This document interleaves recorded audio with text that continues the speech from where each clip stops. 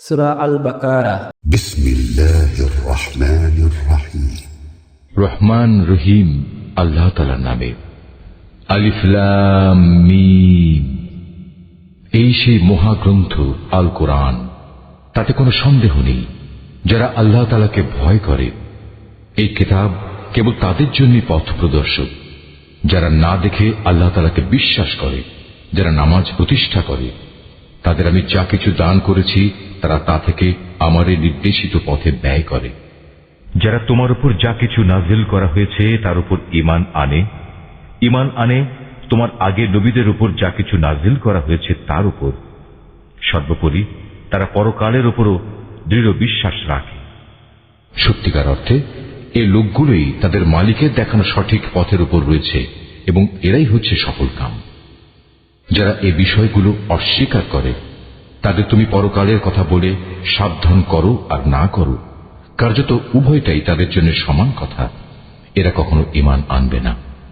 ক্রমাগত কুফরি করার কারণে আল্লাহ তাআলা তাদের মন, মগজ ও শ্রবণ শক্তির উপর মোহর মেরে দিয়েছেন। এদের দৃষ্টিশক্তির উপরও এক ধরনের আবরণ পড়ে আছে। যারা এ ধরনের লোক, তাদের জন্য পরকালের কষ্টদায়ক শাস্তি রয়েছে। মানুষদের মাঝে কিছু লোক এমনও আছে যারা মুখে বলে আমরা আল্লাহ তাআলা ও পরকালের উপর ঈমান এনেছি, কিন্তু এদের কর্মকাণ্ড দেখলে তুমি বুঝতে পারবে এরা মোটেই ঈমানদার নয়। মুখে ঈমানের দাবি করে এরা আল্লাহ তাআলা ও তার নেক বান্দাদের সাথে প্রতারণা করে যাচ্ছে।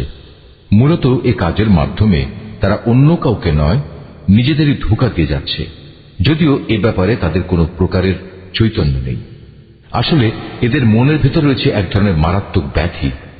প্রতারণার কারণে আল্লাহ তাআলা এদের সে ব্যাধি বাড়িয়ে দিয়েছেন। তাদের জন্য রয়েছে আল্লাহ তাআলার পক্ষ থেকে পীড়াদায়ক আযাব, কেননা তারা মিথ্যা বলছিল। তাদের যখন বলা হয় তোমরা এই শান্তিপূর্ণ জমিনে অশান্তি ও বিপর্যয় সৃষ্টি করো না, তখন তারা বলে না, আমরাই তো হচ্ছি বরং সংশোধনকারী। অথচ এরাই হচ্ছে জমিনে যাবতীয় বিপর্যয় সৃষ্টিকারী, যদিও তারা এ ব্যাপারে কোনো চৈতন্য রাখে না। তাদের যখন বলা হয় অন্য লোকেরা যেমন ঈমান এনেছে তোমরাও তেমনি ভাবে ঈমান আনো, তারা বলে হে নবী, তুমি কি চাও আমরাও নির্বোধ লোকদের মতো ঈমান আনি? আসলে নির্বোধ তো হচ্ছে এরা নিজেরাই, যদিও তারা এই কথাটা জানে না। মুনাফিকদের অবস্থা হচ্ছে তারা যখন ঈমানদার লোকদের সাথে মিলিত হয় তখন বলে আমরা ঈমান এনেছি, আবার যখন একাকী তাদের শয়তানদের সাথে মিলিত হয় তখন বলে আমরা তো তোমাদের সাথেই আছি। ঈমানের কথা বলে ওদের সাথে আমরা ঠাট্টা করছি মাত্র। মূলত আল্লাহ তাআলাই তাদের সাথে ঠাট্টা করে যাচ্ছেন। আল্লাহ তাআলাই তাদের অবকাশ দিয়ে রেখেছেন। তারা তাদের বিদ্রোহে বিভ্রান্তের ন্যায় ঘুরে বেড়াচ্ছে, জেনে বুঝে হিদায়াতের বিনিময়ে গোমরাহি কিনে নিয়েছে। তাদের এই ব্যবসাটা কিন্তু মোটেই লাভজনক হয়নি এবং এরা সঠিক পথের অনুসারীও নয়। এদের উদাহরণ হচ্ছে সে হতভাগ্য ব্যক্তির মতো যে অন্ধকারে আগুন জ্বালাতে চাইল, যখন তা তার গোটা পরিবেশটাকে আলোকোজ্জ্বল করে দিল, তখন হঠাৎ করে আল্লাহ তাআলা তাদের কাছ থেকে আলোটুকু ছিনিয়ে দিলেন এবং তাদের এমন অন্ধকারে ফেলে রাখলেন যে তারা কিছুই দেখতে পেল না। এদের অবস্থা হচ্ছে এরা কানেও শোনে না, চোখেও দেখে না, মুখ দিয়ে কথাও বলতে পারে না। অতএব এসব লোক সঠিক পথের দিকে ফিরে আসবে না। বা এদের উদাহরণ হচ্ছে আসমান থেকে নেমে আসা বৃষ্টির মতো, এর মাঝে রয়েছে আবার অন্ধকার, মেঘের গর্জন ও বিদ্যুতের চমক। বিদ্যুৎ গর্জন ও মৃত্যুর ভয়ে এরা নিজেদের কানে নিজেদের আঙুল ঢুকিয়ে রাখে। এরা জানে না আল্লাহ তাআলা কাফিরদের সকল দিক থেকেই ঘিরে রেখেছেন, তাতে এদের অবস্থা নাজুক হয়ে পড়ে। মনে হয় এখনই বিদ্যুৎ এদের চোখ নিষ্প্রভ করে দেবে। এই আতঙ্কজনক অবস্থায় আল্লাহ তাআলা যখন এদের জন্য একটু আলো জ্বালিয়ে দেন তখন এরা সেদিকে চলতে থাকে। আবার যখন তিনি তাদের উপর অন্ধকার চাপিয়ে দেন তখন এরা একটু থমকে দাঁড়ায়।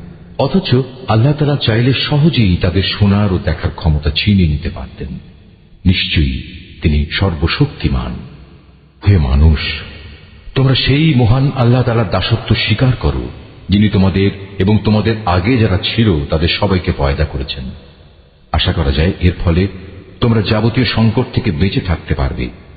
তিনি সে মহান সত্তা যিনি জমিনকে তোমাদের জন্য শয্যা বানালেন, আসমানকে বানালেন ছাদ এবং আসমান থেকে পানি পাঠালেন। তার সাহায্যে তিনি নানা প্রকারের ফলমূল উৎপাদন করে তোমাদের জীবিকার ব্যবস্থা করলেন। অতঃপর তোমরা জেনে বুঝে এসব কাজে আল্লাহ তাআলার সাথে কাউকে শরীক করো না। বান্দার উপর যে কিতাব নাজিল করেছি তার সত্যতার ব্যাপারে যদি তোমাদের কোনো সন্দেহ থাকে তাহলে যাও, তার মতো করে একটি সূরা তোমরাও রচনা করে নিয়ে এসো। এক আল্লাহ ছাড়া তোমাদের আর যেসব বন্ধু বান্ধব রয়েছে তাদেরও প্রয়োজনে সহযোগিতার জন্য ডাকো, যদি তোমরা তোমাদের দাবিতে সত্যবাদী হও। কিন্তু তোমরা যদি তা না করতে পারো, এবং আমি জানি তোমরা তা কখনোই করতে পারবে না, তাহলে তোমরা দোজখের সেই কঠিন আগুনকে ভয় করো যার ইন্ধন হবে মানুষ ও পাথর। আল্লাহ তাআলাকে যারা অস্বীকার করে তাদের জন্যই এটা প্রস্তুত করে রাখা হয়েছে। এরপর যারা এই কিতাবের উপর ঈমান এনেছে এবং ভালো কাজ করেছে তাদের তুমি হে নবী সুসংবাদ দাও এমন এক জান্নাতের যার নিচ দিয়ে ঝর্ণা প্রবাহিত হতে থাকবে। যখনই তাদের এই জান্নাতের কোনো একটি ফল দেয়া হবে তখনই তারা বলবে, এ ধরনের ফল তো ইতিপূর্বেও আমাদের দেওয়া হয়েছিল। তাদের মূলত এমনি ধরনের জিনিসই সেখানে দেওয়া হবে। তাদের জন্য আরো সেখানে থাকবে পবিত্র সহধর্মী এবং সহধর্মিনী, এবং তারা সেখানে অনন্তকাল ধরে অবস্থান করবে। সত্য প্রমাণের জন্য আল্লাহ তাআলা মশা কিংবা তার চাইতে উপরে যা কিছু আছে তার উদাহরণ দিতেও লজ্জাবোধ করেন না। যারা আল্লাহর বাণীতে বিশ্বাস স্থাপন করে তারা জানে এ সত্য আল্লাহর কাছ থেকেই এসেছে। আর যারা আগেই সত্য অস্বীকার করেছে তারা একে না মানার অজুহাত দিতে গিয়ে বলে, আল্লাহ তাআলা এ উদাহরণ দ্বারা কি বোঝাতে চান? এভাবে একই ঘটনা দিয়ে আল্লাহ তাআলা অনেক লোককে গুমরাহিতে নিমজ্জিত করলেও বহু লোককে তিনি আবার এ দিয়ে হেদায়েতের পথও দেখান। আর কতিপয় পাপাচারী ব্যক্তি ছাড়া তিনি তা দিয়ে অন্য কাউকে গুমরাহিতে নিমজ্জিত করেন না। এরা হচ্ছে সেসব লোক যারা আল্লাহর ফরমান মেনে চলার প্রতিশ্রুতি দেওয়ার পর তা ভঙ্গ করে। ব্যক্তি ও সমাজ জীবনে আল্লাহ তাআলা যেসব সম্পর্কের ভিত মজবুত করতে বলেছেন তা তারা ছিন্ন করে। সর্বোপরি জমিনে অহেতুক বিপর্যয় সৃষ্টি করে। এরাই হচ্ছে আসল ক্ষতিগ্রস্ত।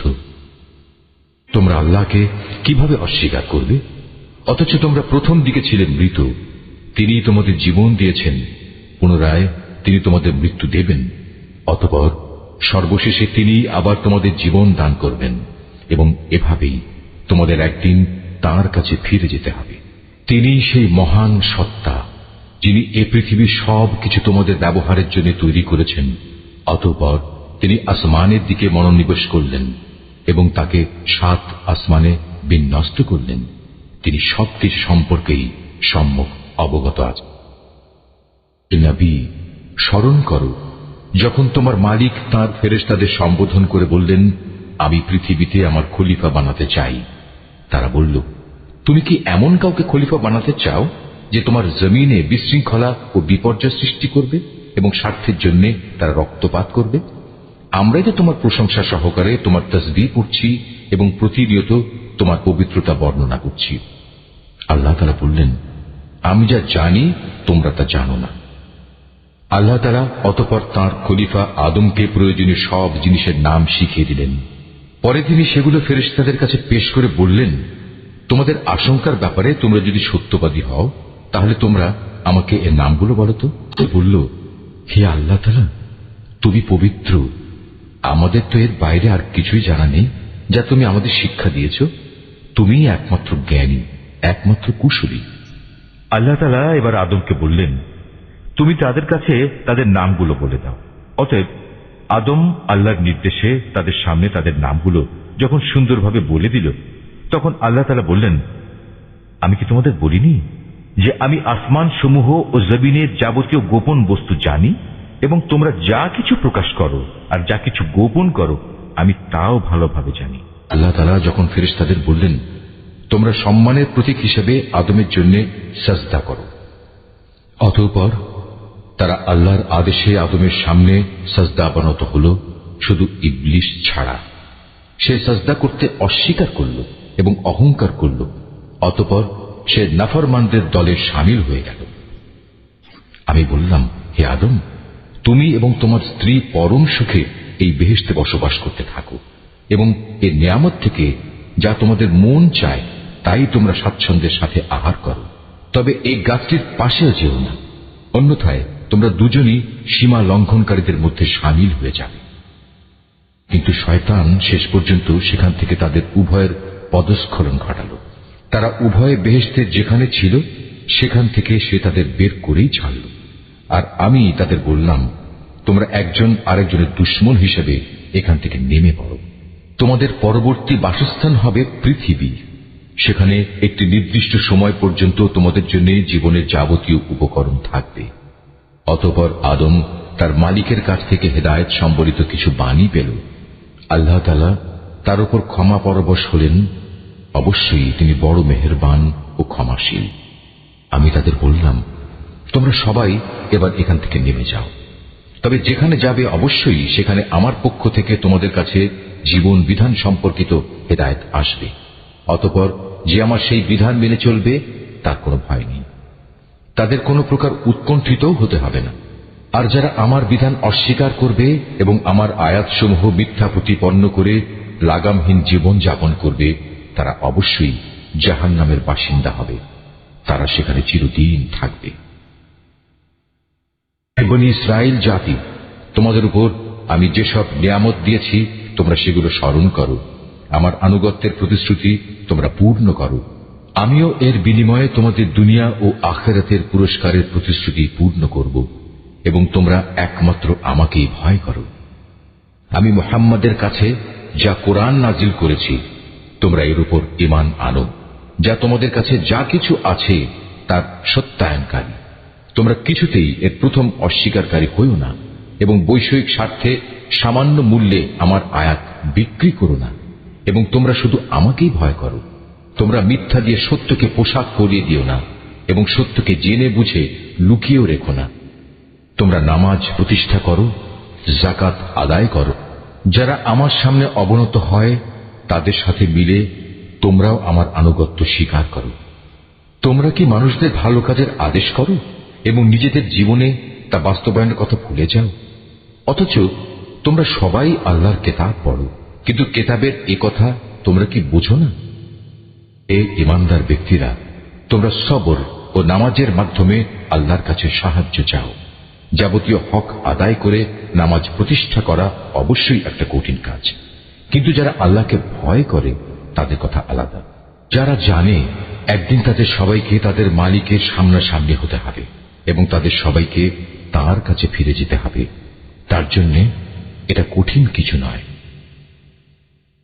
বনী ইসরাইল জাতি, তোমরা আমার সেই নিয়ামতের কথা স্মরণ করো যা আমি তোমাদের দান করেছি। আমার সেই নিয়ামতের মধ্যে একটি ছিল, আমি তোমাদের সৃষ্টিকুলের উপর প্রাধান্য দিয়েছিলাম। হে ঈমানদার ব্যক্তিরা, তোমরা সেই দিনটিকে ভয় করো যেদিন একজন আরেকজনের কোনোই কাজে আসবে না, একজনের কাছ থেকে আরেকজনের পক্ষে কোনো সুপারিশও সেদিন গ্রহণ করা হবে না, এবং কারো কাছ থেকে মুক্তিপণ নেয়া কিংবা তা নিয়ে কাউকে ছেড়ে দেয়া হবে না, না তাদের সেদিন কোন রকম সাহায্য করা হবে।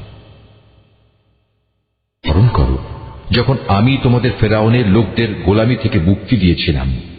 তারা তোমাদের উপর ভীষণ অত্যাচার করত, তারা নিকৃষ্ট ধরনের শাস্তি দ্বারা তোমাদের যন্ত্রণা দিত। তারা তোমাদের পুত্র সন্তানদের হত্যা করত এবং তোমাদের মেয়েদের তারা জীবিত রেখে দিত। তোমাদের মালিকের পক্ষ থেকে এতে তোমাদের জন্য বড় একটা পরীক্ষা নিহিত ছিল। আরো স্মরণ করো যখন আমি তোমাদের জন্য সমুদ্রকে দ্বিধা বিভক্ত করে দিয়েছিলাম, অতঃপর আমি তোমাদের সমূহ মৃত্যুর হাত থেকে বাঁচিয়ে দিয়েছিলাম এবং আমি ফেরাউন ও তার দলবলকে সমুদ্রে ডুবিয়ে দিয়েছিলাম, আর তোমরা তা তো নিজেরাই প্রত্যক্ষ করেছিলে। আরো স্মরণ করো যখন মূসাকে আমি বিশেষ একটি কাজে 40 রাত নির্ধারণ করে দিলাম, তার যাওয়ার পর তোমরা একটি বাছুরকে মাবুদ রূপে গ্রহণ করে নিলে। তোমরা এতে করে ভীষণ জুলুম করেছিলে। অতঃপর এ অপরাধ সত্ত্বেও আমি পুনরায় তোমাদের ক্ষমা করে দিয়েছি এ আশায় যে তোমরা আমার কৃতজ্ঞতা আদায় করবে। সে কথাও স্মরণ করো যখন আমি মূসাকে কেতাব ও ন্যায় অন্যায়ের পরককারী একটি মানদণ্ড দান করেছি, যাতে করে তোমরা হেদায়েতের পথে চলতে পারো। আরো স্মরণ করো মূসা যখন তার নিজ লোকদের কাছে এসে বলল, হে আমার জাতি, তোমরা আমার অবর্তমানে বাছুরকে মাবুদ হিসেবে গ্রহণ করে যে বড় রকমের জুলুম করেছ, তার জন্য অবিলম্বে আল্লাহর দরবারে তওবা করো এবং তোমরা তোমাদের নিজেদের শিরকে অভিশপ্ত নফস সমূহকে হত্যা করো। এর মাঝেই আল্লাহর কাছে তোমাদের জন্য কল্যাণ রয়েছে। অতঃপর আল্লাহ তাআলা তোমাদের উপর ক্ষমা পরবশ হবেন, কারণ তিনি বড়ই ক্ষমাশীল ও অনুগ্রহকারী। তোমরা যখন বলেছিলে, হে মুসা, আমরা আল্লাহকে প্রত্যক্ষভাবে না দেখলে কখনো তার উপর ঈমান আনব না, তখন এর ধৃষ্টতার শাস্তি হিসেবে মুহূর্তের মধ্যেই বজ্রের মতো এক গজব তোমাদের উপর নিপতিত হল, আর তোমরা তার দিকে চেয়েই থাকলে, কিছুই করতে পারলে না। অতঃপর এই ধ্বংসকর মৃত্যুর পর তোমাদের আমি পুনরায় জীবন দান করলাম, যাতে করে তোমরা আমার কৃতজ্ঞতা আদায় করতে পারো। আমি তোমাদের উপর মেঘের ছায়া দান করেছিলাম, মান এবং সালবা নামক খাবারও তোমাদের জন্য পাঠিয়েছিলাম। আমি তোমাদের বলেছিলাম, সেসব পবিত্র খাবার খাও যা আমি তোমাদের দিয়েছি, তা তোমরা উপভোগ করো। নিয়ামত অবজ্ঞা করে তারা আমার উপর কোনো অবিচার করেনি, বরং এর দ্বারা তারা নিজেরাই নিজেদের উপর জুলুম করেছে। স্মরণ করো, আমি যখন তোমাদের বলেছিলাম, তোমরা এই জনপদে ঢুকে পড়ো এবং তোমরা তার যেখান থেকেই ইচ্ছা স্বাচ্ছন্দ্যে আহার করো, দম্ভ সহকারে প্রবেশ না করে মাথা নত করে ঢুকো। তোমরা ক্ষমার কথা বলবে, আমিও তোমাদের ভুল ত্রুটিসমূহ ক্ষমা করে দেব, এবং যারা ভালো কাজ করে আমি এভাবেই তাদের পাওনার অঙ্ক বাড়িয়ে দেই।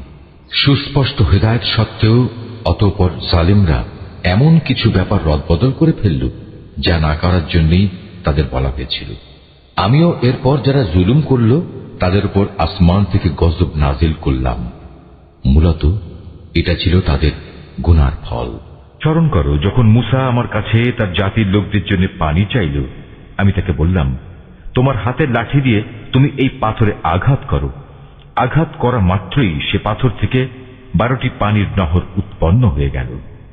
প্রত্যেক গোত্রই নিজ নিজ পানির ঘাট চিনে নিল।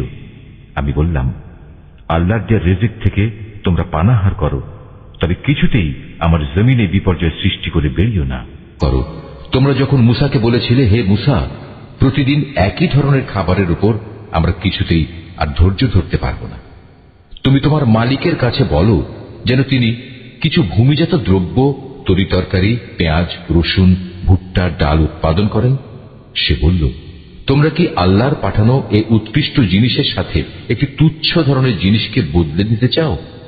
যদি তাই হয়, তাহলে তোমরা অন্য কোনো শহরে সরে পড়ো, যেখানে তোমাদের এসব জিনিস যা তোমরা চাইবে তা অবশ্যই পাওয়া যাবে।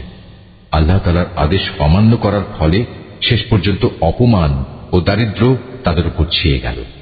আল্লাহর গজব দ্বারা তারা আক্রান্ত হয়ে গেল। এটা এ কারণে যে এরা ক্রমাগত আল্লাহর আয়াতকে অস্বীকার করতে থাকলো এবং আল্লাহর নবীদের অন্যায়ভাবে হত্যা করতে থাকলো। আর এসব কিছু এজন্যই ছিল যে তারা আল্লাহর সাথে নাফরমানি ও সীমা লঙ্ঘন করছিল। যারা ঈমান আনে, তারা খ্রিস্টান হোক, ইহুদি হোক কিংবা সাদি হোক, তারাই হবে মুসলমান। এদের যে কেউ আল্লাহর উপর ঈমান আনবে পরকালের উপর এবং যথার্থ ভালো কাজ করবে, তাদের জন্য তাদের মালিকের কাছে পুরস্কার রয়েছে, এবং এসব লোকের যেমন কোনো ভয় নেই, তেমনি তারা চিন্তিত হবে না। স্মরণ করো, যখন আমি তোমাদের কাছ থেকে প্রতিশ্রুতি নিয়েছিলাম যে তোমরা তাওরাত মেনে চলবে, এবং তুর পাহাড়কে আমি তোমাদের উপর তুলে ধরে বলেছিলাম যে কিতাব তোমাদের আমি দান করেছি তা শক্তভাবে আঁকড়ে ধরো এবং তাতে যা কিছু আছে তা স্মরণ রেখো। এই উপায়ে তোমরা হয়তো শয়তান থেকে নিজেদের বাঁচাতে পারবে। অতঃপর তোমরা এ ওয়াদা থেকে ফিরে গেলে, কিন্তু তা সত্ত্বেও আমার অনুদান ও রহমত যদি তোমাদের উপর না থাকত, তাহলে তোমরা অবশ্যই ধ্বংস হয়ে যেতে। তোমরা তো ভালো করেই তাদের জানো যারা তোমাদের মধ্যে শনিবারে আল্লাহর আদেশ লঙ্ঘন করেছে। অতঃপর আমি তাদের শুধু এটুকুই বলেছি, যাও, এবার তোমরা সবাই অপমানিত বানরে পরিণত হয়ে যাও। এই ঘটনাকে আমি সেসব মানুষদের যারা তখন সেখানে মজুদ ছিল, আরো যারা পরে আসবে, তাদের সবার জন্য একটি দৃষ্টান্তমূলক ঘটনা বানিয়ে দিয়েছি। যারা আল্লাহকে ভয় করে এমন লোকদের জন্য এই ঘটনা ছিল একটি উপদেশ। যখন মুসা তার জাতিকে বলল, অবশ্যই আল্লাহ তাআলা তাঁর নামে তোমাদের একটি গাভী জবাই করার আদেশ দিচ্ছেন, তারা একথা শুনে বলল, হে মুসা, তুমি কি আমাদের সাথে তামাশা করছো? সে বলল, আমি তামাশা করে জাহেলদের দলে শামিল হওয়া থেকে আল্লাহ তাআলার কাছে পানা চাই। তারা মূসাকে বলল, তুমি তোমার মালিককে বলো আমাদের তিনি যেন সুস্পষ্ট বলে দেন তা কেমন হবে। সে বলল, অবশ্যই তা হবে এমন যা বৃদ্ধ হবে না, আবার একেবারে বাচ্চাও হবে না, বরং তা হবে এর মাঝামাঝি বয়সের। এখন যা কিছু তোমাদের নির্দেশ দেওয়া হচ্ছে তাই কর। মূসাকে বলল, তুমি তোমার মালিককে জিজ্ঞেস করে নাও, তিনি আমাদের যেন বলে দেন তার রং কেমন হবে। সে বলল, তা হবে হলুদ রঙের। তার রং এত আকর্ষণীয় হবে যে যারা তাকাবে তা তাদেরই পরিতৃপ্ত করবে। তা বলল, হে মূসা, তুমি তোমার মালিককে আবার জিজ্ঞেস করে নাও আসলে তা কি ধরনের হবে। আমরা তো সঠিক গাভী বাছাই করতে পারছি না, কারণ আমাদের কাছে তো সব গাভী দেখতে একই ধরনের মনে হয়। আল্লাহ তাআলা চাইলে এবার অবশ্যই আমরা সঠিক পথে চলতে পারব। সে বলল, তাহলে শোনো, আল্লাহর ঈপ্সিত সে গাভী হবে এমন যে সেটি কোনো চাষাবাদের কাজ করে না, জমিনে পানি সেচের কাজও করে না, অর্থাৎ তা হবে সম্পূর্ণ নিখুঁত ও ত্রুটিমুক্ত। এ কথা শুনিয়ে তারা বলল, এতক্ষণে তুমি আমাদের সামনে সত্য ঘটনা নিয়ে এসেছ। অতঃপর তারা এ ধরনের একটি গাভী জবাই করল, যদিও ইতিপূর্বে মনে হয়নি যে তারা এ কাজটি আদৌ করতে চায়। যখন তোমরা একজন লোককে হত্যা করেছিলে, অতঃপর সে ব্যাপারে তোমরা একে অপরের উপর হত্যার অভিযোগ আরোপ করতে শুরু করলে, অথচ আল্লাহ তাআলা সেই বিষয়ই মানুষের সামনে বের করে আনতে চাইলেন যা তোমরা লুকোবার চেষ্টা করেছিলে। হত্যাকারীকে খোঁজার জন্য আমি তোমাদের বললাম, কোরবানি করা সেই গাভীর শরীরের একাংশ দিয়ে তোমরা একে মৃদু আঘাত করো। এভাবেই আল্লাহ তাআলা মৃত ব্যক্তিকে জীবন দান করবেন এবং এই ঘটনা দ্বারা তিনি তোমাদের কাছে তাঁর জ্ঞানের নিদর্শন সমূহ তুলে ধরেন। আশা করা যায় তোমরা সত্য অনুধাবন করবে।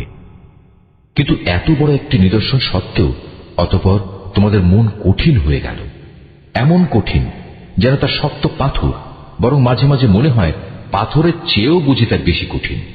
কেননা কিছু পাথর এমন আছে যা থেকে মাঝে মাঝে ঝর্ণাধারা নির্গত হয়, আবার কোনো কোনো সময় তা বিদীর্ণ হয়ে ফেটেও যায় এবং তা থেকে পানির ফোয়ারাও বেরিয়ে আসে। অবশ্য এর মধ্যে থেকে এমন কিছু পাথর আছে যা আল্লাহর ভয়ে ধসে পড়ে। আল্লাহ তাআলা তোমাদের কার্যকলাপ সম্পর্কে মোটেই গাফেল নন। ঈমানদার লোকেরা, এরপরেও তোমরা কি এই আশা পোষণ করো যে এরা তোমাদের সাথে তোমাদের দ্বীনের জন্য ঈমান আনবে? অথচ এদের একাংশ যুগ যুগ ধরে আল্লাহর কিতাব শুনে আসছে, অতঃপর তারা তাকে বিকৃত করছে, অথচ এরা ভালো করেই তা জানে। তা হচ্ছে এরা যখন ঈমানদারদের সাথে সাক্ষাৎ করে তখন বলে, আমরা ঈমান এনেছি, কিন্তু এরাই আবার যখন গোপনে একে অপরের সাথে মিলিত হয় তখন বলে, তোমরা কি মুসলমানদের কাছে সেসব কথা প্রকাশ করে দাও যা আল্লাহ তাআলা মুহাম্মদের নবুয়ত সম্পর্কে আগেই তাওরাতে তোমাদের উপর ব্যক্ত করেছেন। খবরদার, তোমরা এমনটি কখনো করো না, তাহলে তারা একদিন তোমাদের মালিকের সামনে এটা দিয়েই তোমাদের বিরুদ্ধে সাক্ষ্য উত্থাপন করবে। তোমরা কি এটুকু কথাও বুঝতে পারো না? এরা কি জানে না আল্লাহর কিতাবে যা কিছু এরা গোপন করে, আবার নিজেদের স্বার্থে তারা যা প্রকাশ করে তা সবই আল্লাহ তাআলা জানেন। এদের আরেকটি দল যারা একান্ত অশিক্ষিত নিরক্ষর, এরা আল্লাহর কিতাব সম্পর্কে কিছুই জানে না। আল্লাহর কিতাব যেন এদের কাছে একটি নিছক ধ্যান ধারণা সর্বস্ব পুস্তক মাত্র। এরা শুধু অমূলক ধারণাই করে থাকে। সেসব লোকের জন্য ধ্বংস অনিবার্য যারা হাত দিয়ে কিতাব লিখে নেয়, তারপর দুনিয়ার সামনে বলে এগুলো হচ্ছে আল্লাহ তাআলার পক্ষ থেকে অবতীর্ণ শরীয়তের বিধান। তাদের উদ্দেশ্য হচ্ছে যেন তা দিয়ে দুনিয়ার কিছু স্বার্থ তারা কিনে নিতে পারে। অতঃপর তাদের হাত যা কিছু রচনা করেছে তার জন্য তাদের ধ্বংস ও দুর্ভোগ, যা কিছু তারা উপার্জন করেছে তার জন্য তাদের দুর্ভোগ। নির্বোধ লোকেরা বলে, জাহান্নামের আগুন কখনোই আমাদের স্পর্শ করবে না, একান্ত যদি করেও তা হবে নির্দিষ্ট কয়েকটা দিনের জন্য মাত্র। হে নবী, তুমি তাদের বলো, তোমরা কি আল্লাহর কাছ থেকে এমন কোন প্রতিশ্রুতি আদায় করে নিয়েছ? আল্লাহ তাআলা তো কখনো তার প্রতিশ্রুতি ভঙ্গ করেন না। না তোমরা জেনে বুঝেই আল্লাহ তাআলা সম্পর্কে এমন সব কথা বলে বেড়াচ্ছ যা তোমরা নিজেরাই জানো না। হ্যাঁ, যে কোনো ব্যক্তি স্বেচ্ছায় অপরাধ করেছে এবং যাকে তার পাপ ঘিরে রেখেছে, এমন লোকেরাই হচ্ছে জাহান্নামের অধিবাসী এবং সেখানে তারা চিরদিন অবস্থান করবে। আবার যারাই আল্লাহর উপর ঈমান আনবে এবং ভালো কাজ করবে তারা বেহেশতবাসী হবে, তারা সেখানে চিরদিন থাকবে। যখন আমি বনী ইসরায়েলদের কাছ থেকে এ মর্মে প্রতিশ্রুতি নিয়েছিলাম যে তোমরা আল্লাহ তাআলা ছাড়া অন্য কারো ইবাদত করবে না এবং মাতা পিতার সাথে সৎ ব্যবহার করবে, আত্মীয় স্বজন এতিম মিসকিনদের সাথে ভালো ব্যবহার করবে, মানুষদের সুন্দর কথা বলবে, নামাজ প্রতিষ্ঠা করবে, যাকাত প্রদান করবে, কিন্তু এ সত্ত্বেও তোমাদের মধ্যে সামান্য কিছু সংখ্যক লোক ছাড়া অধিকাংশই অতঃপর সেদিন ফিরে গেছ। এভাবেই তোমরা প্রতিশ্রুতি থেকে মুখ ফিরিয়ে নিয়েছিলে। তোমাদের কাছ থেকে আমি এ প্রতিশ্রুতিও নিয়েছিলাম যে তোমরা কেউ কারো রক্তপাত করবে না এবং নিজেদের লোকদের তাদের ঘর বাড়ি থেকে উচ্ছেদ করবে না। অতঃপর তোমরা তা স্বীকার করে নিয়েছিলে। তোমরা তো নিজেরাই এ সাক্ষ্য দিচ্ছ। এই তো হচ্ছে তোমরা একে অপরকে তোমরা হত্যা করতে লাগলে, তোমাদের এক দলকে তোমরা তাদের ভিটে মাটি থেকে বিতাড়িত করে দিতে লাগলে, অন্যায় এবং জুলুম দ্বারা জালেমদের তোমরা তাদের উপর পৃষ্ঠপোষকতা করতে থাকলে। শুধু তাই নয়, কোন লোক যুদ্ধবন্দী হয়ে তোমাদের কাছে এলে তোমরা তাদের জন্য মুক্তিপণ দাবি করো, অথচ তাদের ঘরবাড়ি থেকে উচ্ছেদ করাটাই ছিল তোমাদের উপর অবৈধ কাজ এবং আল্লাহ তাআলাকে দেয়া প্রতিশ্রুতির লঙ্ঘন। তোমরা কি তাহলে আল্লাহর কিতাবের একাংশ বিশ্বাস করো এবং আরেকাংশ অবিশ্বাস করো? সাবধান, কখনো যদি কোনো জাতি কিংবা ব্যক্তি দ্বীনের অংশবিশেষের উপর ঈমান আনয়নের এ আচরণ করে, তাদের শাস্তি এছাড়া আর কি হবে? যে পার্থিব জীবনে তাদের লাঞ্ছনা ভোগ করতে হবে, তাদের পরকালেও কঠিনতম আযাবের দিকে নিক্ষেপ করা হবে। তোমরা প্রতিনিয়ত যা করছো, আল্লাহ তাআলা সে সব কিছু থেকে মোটেও উদাসীন নন। বস্তুত এই লোকেরা আখিরাতের স্থায়ী জীবনের বিনিময়ে দুনিয়ার অস্থায়ী জীবন খরিদ করে নিয়েছে। এরা যেহেতু আযাব বিশ্বাসই করেনি, তাই আল্লাহ তাআলার পক্ষ থেকে তাদের আযাব কিঞ্চিত পরিমাণ হালকা করা হবে না, আর না তাদের কোনো দিক থেকে কোন রকম সাহায্য করা হবে। তাকে কিতাব দিয়েছি, তারপর একে একে আমি আরো অনেক নবী পাঠিয়েছি এবং বাপ ছাড়া সন্তান পয়দা করার মতো সুস্পষ্ট নিদর্শন দিয়ে আমি মরিয়ম পুত্র ঈসাকে পাঠিয়েছি এবং আমার পাঠানো বাণী ও পবিত্র আত্মার মাধ্যমে তাকে আমি সাহায্য করেছি। অথচ যখনই তোমাদের কাছে আল্লাহর কোন নবী আসত, তোমাদের মনোপুত না হলে তোমরা অহংকারের বশবর্তী হয়ে তাদের অস্বীকার করেছ, তাদের কাউকে তোমরা মিথ্যাবাদী বলেছ, আবার তাদের একদলকে তোমরা হত্যাও করেছ। তারা বলে, হেদায়েতের জন্য আমাদের মন ও তার দরজা বন্ধ হয়ে আছে। আসলে আল্লাহ তাআলাকে তাদের ক্রমাগত অস্বীকার করার কারণে তিনি তাদের উপর অভিসম্পাত করেছেন। অতঃপর তাদের সামান্য পরিমাণ লোকই আল্লাহর উপর ঈমান এনেছে। উনি তাদের কাছে আল্লাহর কাছ থেকে কিতাব নাজিল হল, যা তাদের কাছে মজুদ কিতাবের সত্যতা স্বীকার করে। তাছাড়া এর আগে তারা নিজেরাই সমাজের অন্যান্য কাফেরদের উপর বিজয়ী হওয়ার জন্য এই কিতাব ও তার বাহকের আগমন কামনা করেছিল। কিন্তু আজ যখন তা তাদের কাছে এলো এবং যা তারা যথাযথ চিনতেও পারল, তাই তারা অস্বীকার করল। যারা আল্লাহর কিতাব অস্বীকার করে তাদের উপর আল্লাহর অভিসম্পাত নাযিল হোক। কত নিকৃষ্ট বস্তু সেটি, যার বিনিময়ে তারা তাদের নিজেদের মন প্রাণ বিক্রয় করে দিয়েছে। শুধু গোলামির বশবর্তী হয়েই তারা আল্লাহর নাজিল করা বিধান অস্বীকার করেছে, শুধু এ কারণে যে আল্লাহ তাআলা তার বান্দাদের মধ্যে থেকে যাকে চান তাকে নবুয়ত দিয়ে অনুগ্রহ করেন। তাদের এই কুফরির ফলে তারা ক্রোধের উপর ক্রোধে আক্রান্ত হল। আর কাফেরদের জন্য তো এমনই অপমানজনক শাস্তি রয়েছে। বলা হয়, আল্লাহ তাআলা যা কিছু নাজিল করেছেন তার উপর ঈমান আনো। তারা বলে, আমরা তো শুধু সেসব কিছুর উপর ঈমান আনি যা আমাদের বনী ইসরায়েল জাতির উপর নাজিল করা হয়েছে। এর বাইরে যা তারা অস্বীকার করে অথচ তা একান্ত সত্য, তা তাদের কাছে নাজিল করা আল্লাহর কথাগুলোকেও সত্য বলে স্বীকার করে। হে নবী, তুমি বলো, তোমরা যদি বিশ্বাসী হও তাহলে আল্লাহর নবীদের ইতিপূর্বে তোমরা কেন হত্যা করেছিলে? তোমাদের কাছে তো একসময় সুস্পষ্ট নিদর্শন সহকারে মূসাও নবী হয়ে এসেছিল, অথচ তার সামান্য কয়েকদিনের অনুপস্থিতির পরেই তোমরা একটি বাছুরকে মাবুদ হিসেবে গ্রহণ করে নিলে। কত বড় জালেম ছিলে তোমরা! আরো স্মরণ করো, যখন আমি তোমাদের কাছ থেকে একটি প্রতিশ্রুতি আদায় করেছিলাম তোমাদের মাথার উপর তুর পাহাড় তুলে ধরে। আমি বলেছিলাম, যা কিছু বিধি বিধান আমি তোমাদের দিয়েছি তা শক্ত করে আঁকড়ে ধরো এবং আমার কথাগুলো শুনো। এর জবাবে তারা মুখে তো বলল, হ্যাঁ আমরা তোমার কথা শুনেছি, কিন্তু বাস্তব জীবনে তা অস্বীকার করে বলল, আমরা তা অমান্য করলাম।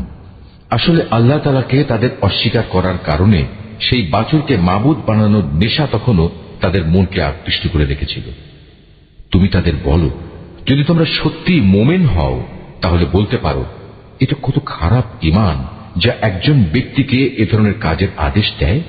যদি তোমরা মনে করো অন্যদের বদলে পরকালের নিবাস আল্লাহর কাছে শুধু তোমাদের জন্য নির্দিষ্ট, তাহলে যাও, তা পাওয়ার জন্য তোমরা মৃত্যু কামনা করো, যদি তোমরা সত্যবাদী হও।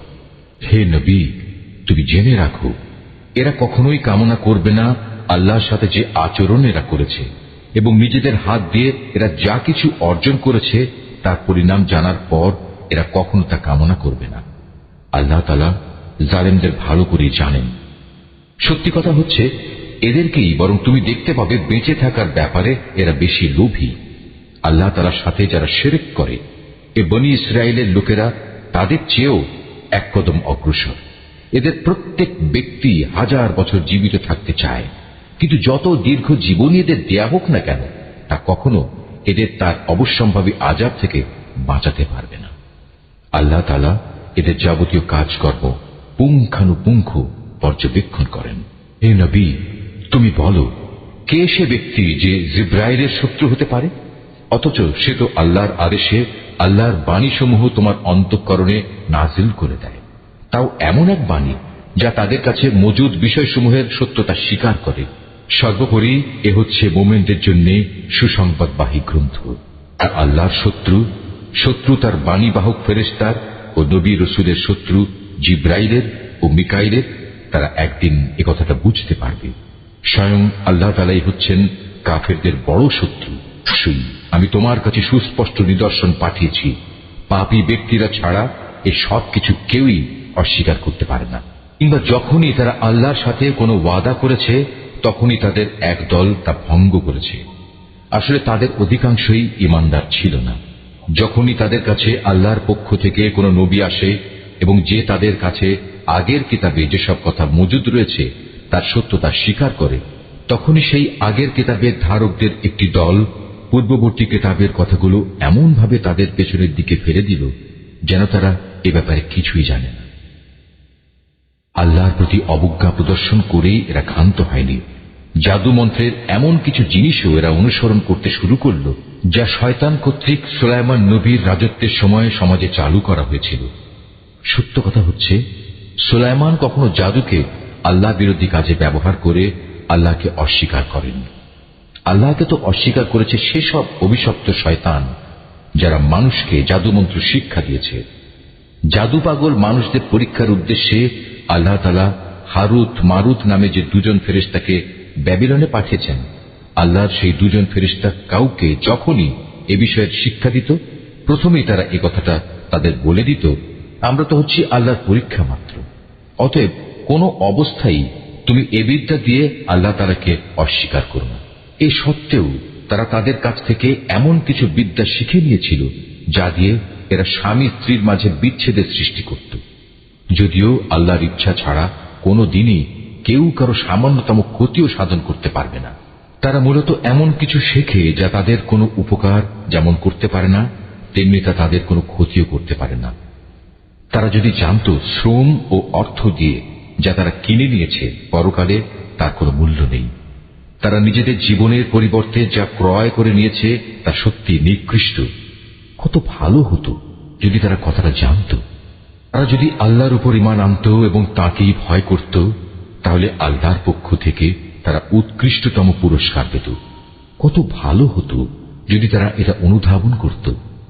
হে ঈমানদার ব্যক্তিরা, ধৃষ্টতার সাথে কখনো বলো না, হে নবী তুমি আমাদের কথা শোনো, বরং তার দৃষ্টি আকর্ষণ করার জন্য বলো, হে নবী আমাদের প্রতি লক্ষ্য করো এবং তোমরা সর্বদা তার কথা শুনবে।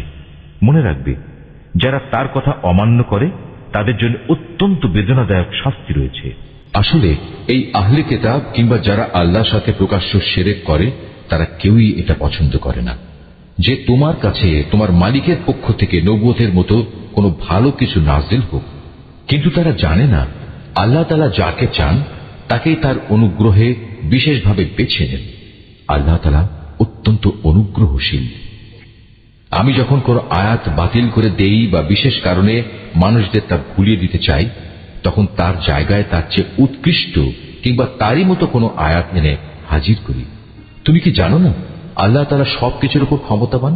তুমি কি জানো না আসমান সমূহ ও জমিনের সার্বভৌমত্ব একমাত্র আল্লাহ তাআলার জন্যই নির্দিষ্ট? তিনি ছাড়া তোমাদের কোনো বন্ধু নেই, কোনো সাহায্যকারীও নেই। তোমরা কি তোমাদের নবীর কাছে সে ধরনের উদ্ভট প্রশ্ন করতে চাও যিনি তোমাদের আগে মুসাকে করা হয়েছিল? কেউ যদি ঈমানকে কুফরির সাথে বদল করে নেয়, অবশ্যই সে ব্যক্তি সোজা পথ থেকে গোমরা হয়ে যায়। আহলে কিতাবদের অনেকেই বিদ্বেষের কারণে চাইবে যেভাবেই হোক তোমাদের ঈমানের আলোর বদলে আবার সেই কুফরির অন্ধকারে ফিরিয়ে নিতে। এমনকি সত্য তাদের কাছে স্পষ্ট হয়ে যাওয়ার পরও তারা এ পথ থেকে বিরত হবে না। অতএব তাদের ব্যাপারে আল্লাহর সিদ্ধান্ত আসা পর্যন্ত তোমরা ক্ষমার নীতি অবলম্বন করো এবং তাদের সাথে ভালো ব্যবহার করো। আল্লাহ তাআলা সব কিছুর উপর অবশ্যই ক্ষমতাশালী। তোমরা নামাজ প্রতিষ্ঠা করো এবং যাকাত আদায় করো। এর মাধ্যমে যেসব নেকি তোমরা আল্লাহর কাছে অগ্রিম পাঠাবে, তার কাছে এর সবই তোমরা মজুদ পাবে। তোমরা যা কিছুই করো আল্লাহ তাআলা অবশ্যই এর সব কিছু দেখতে পান। তারা বলে ইহুদি ও খ্রিস্টান ছাড়া আর কেউই বেহেশতে যাবে না। আসলে এটা হচ্ছে তাদের মিথ্যা কল্পনা। তুমি হে নবী বলো, যদি তোমরা সত্যবাদী হও তাহলে তোমাদের দলিল প্রমাণ নিয়ে এসো। তবে হ্যাঁ, যে কোনো ব্যক্তি আল্লাহর সামনে নিজের সত্তাকে সমর্পণ করে দেবে এবং সে হবে অবশ্যই একজন নেককার মানুষ। তার জন্য তার মালিকের কাছে এর বিনিময় রয়েছে। তাদের কোনো ভয় ভীতি নেই, আর না সেদিন তাদের চিন্তান্বিত হতে হবে। ইহুদিরা বলে খ্রিস্টানরা কোনো কিছুর উপর প্রতিষ্ঠিত নয়, খ্রিস্টানরা বলে ইহুদিরা কোনো কিছুর উপর প্রতিষ্ঠিত নয়। অথচ এদের অবস্থা হচ্ছে এরা উভয়ই আল্লাহর কিতাব পাঠ করে, আদৌ আল্লাহর কিতাবের কোনো কিছুই জানে না। এমন লোকেরা আবার এদের উভয় সম্পর্কে একই ধরনের কথা বলে। তারা যে বিষয়ে মতবিরোধ করছে আল্লাহ তাআলা শেষ বিচারের দিনে সে বিষয়ে তাদের মাঝে মীমাংসা করে দেবেন। সে ব্যক্তির চেয়ে বড় জালেম আর কে আছে যে ব্যক্তি আল্লাহর ঘর মসজিদে তার নাম স্মরণ করতে বাধা দেয় এবং তার ধ্বংস সাধনে সচেষ্ট হয়। এ ধরনের লোকদের বস্তুত তাতে ঢোকার কোনো যোগ্যতাই নেই। তবে একান্ত ভীত সন্ত্রস্তভাবে ঢুকলে তা ভিন্ন কথা। তাদের জন্য পৃথিবীতে যেমন অপমান লাঞ্ছনা রয়েছে, তেমনি রয়েছে পরকালে কঠিনতম শাস্তি। এরা কেবলা বদলের ব্যাপারেও মতবিরোধ করেছিল, অথচ পূর্ব পশ্চিম সবই তো আল্লাহ তাআলার। তাছাড়া তোমরা যেদিকেই মুখ ফিরাবে সেদিকেই তো আল্লাহ তাআলা রয়েছেন। আল্লাহ তাআলা সর্বব্যাপী এবং জ্ঞানী। খ্রিস্টান লোকেরা বলে আল্লাহ তাআলা অমুককে নিজের সন্তান রূপে গ্রহণ করেছেন, অথচ যাবতীয় পবিত্রতা একান্তভাবে তাঁর। তিনি এ সব কিছুর অনেক ঊর্ধ্বে। আসমান সমূহ ও জমিনের সব কিছুই তাঁর জন্যে। এর প্রতিটি বস্তুই তাঁর একান্ত অনুগত। আসমান সমূহ ও জমিনের তিনি স্রষ্টা। যখন তিনি কোনো একটি বিষয়ের সিদ্ধান্ত করেন সে ব্যাপারে শুধু এটুকুই বলেন হও, আর সাথে সাথেই তা হয়ে যায়। যারা সঠিক কথা জানে না তারা বলে আল্লাহ তাআলা নিজে আমাদের সাথে কথা বলেন না কেন, অথবা এমন কোন নিদর্শন আমাদের কাছে কেন পাঠান না যার মাধ্যমে আমরা তাকে দেখতে পাব। এদের আগের লোকেরাও এদের মতো করেই কথা বলতো। এদের সবার মন আসলে একই ধরনের। আল্লাহকে যারা দৃঢ়ভাবে বিশ্বাস করে আমি তাদের জন্য আমার নিদর্শন সমূহ সুস্পষ্ট করে পেশ করে দিয়েছি। অবশ্যই আমি তোমাকে সত্য দিন সহ পাঠিয়েছি আযাবের ভীতি প্রদর্শনকারী ও জান্নাতের সুসংবাদবাহী হিসেবে। জেনে রেখো, তোমাকে জাহান্নামের অধিবাসীদের দায় দায়িত্বের ব্যাপারে প্রশ্ন করা হবে না। ইহুদি ও খ্রিস্টানরা কখনো তোমার ওপর খুশি হবে না। হ্যাঁ, তুমি যদি কখনো তাদের দলের অনুসরণ করতে শুরু করো তখনই এরা খুশি হবে। তুমি তাদের বলে দাও আল্লাহ তাআলার হেদায়েতই হচ্ছে একমাত্র পথ। সাবধান, তোমার কাছে সঠিক জ্ঞান আসার পরও যদি তুমি তাদের ইচ্ছানুসারে চলতে থাকো তাহলে আল্লাহ তাআলা ছাড়া তুমি কোনো বন্ধু ও সাহায্যকারী পাবে না। আহলে কিতাবদের মাঝে এমন কিছু লোক আছে যারা এই কোরআনকে যেভাবে নিষ্ঠার সাথে পড়া দরকার সেভাবেই পড়ে। তারা তার উপর ঈমানও আনে। যারা একে অস্বীকার করে তারাই হচ্ছে ক্ষতিগ্রস্ত লোক। হে বনী ইসরাইল জাতি, তোমরা আমার সে নিয়ামত স্মরণ করো যা আমি তোমাদের দান করেছি। সে নিয়ামতের অংশ হিসেবে আমি তোমাদের দুনিয়ার অন্যান্য জাতির উপর শ্রেষ্ঠত্ব দান করেছি। তোমরা সেই দিনটিকে ভয় করো যেদিন একজন মানুষ আরেকজনের কোনোই কাজে আসবে না। সেদিন তার কাছ থেকে কোন রকম বিনিময়ও নেওয়া হবে না। আবার একের পক্ষে অন্যের সুপারিশও সেদিন কোনো উপকারে আসবে না। সেদিন এসব লোকদের কোন রকম সাহায্যও করা হবে না।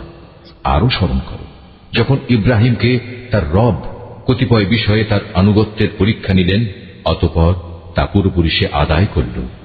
আল্লাহ তাআলা বললেন, এবার আমি তোমাকে মানব জাতির জন্য নেতা বানাতে চাই। সে বলল, আমার ভবিষ্যৎ বংশধররাও কি নেতা হিসেবে বিবেচিত হবে? আল্লাহ তাআলা বললেন, আমার প্রতিশ্রুতি জালেমদের কাছে পৌঁছবে করো। আমি যখন মানুষদের মিলনস্থল ও নিরাপত্তার কেন্দ্র হিসেবে এই কাবা ঘরটি নির্মাণ করেছিলাম, আমি তাদের আদেশ দিয়েছিলাম, তোমরা ইব্রাহিমের দাঁড়ানোর স্থানটিকে নামাজের স্থান হিসেবে গ্রহণ করো। আমি ইব্রাহিম ও ইসমাইলকে আদেশ দিয়েছিলাম যেন তারা আমার ঘর কাবাকে হজ ও ওমরার তাওয়াফকারীদের জন্য, আল্লাহর ইবাদতে আত্মনিয়োগকারীদের জন্য, সর্বোপরি তার নামে রুকু সেজদাকারীদের জন্য পবিত্র করে রাখে।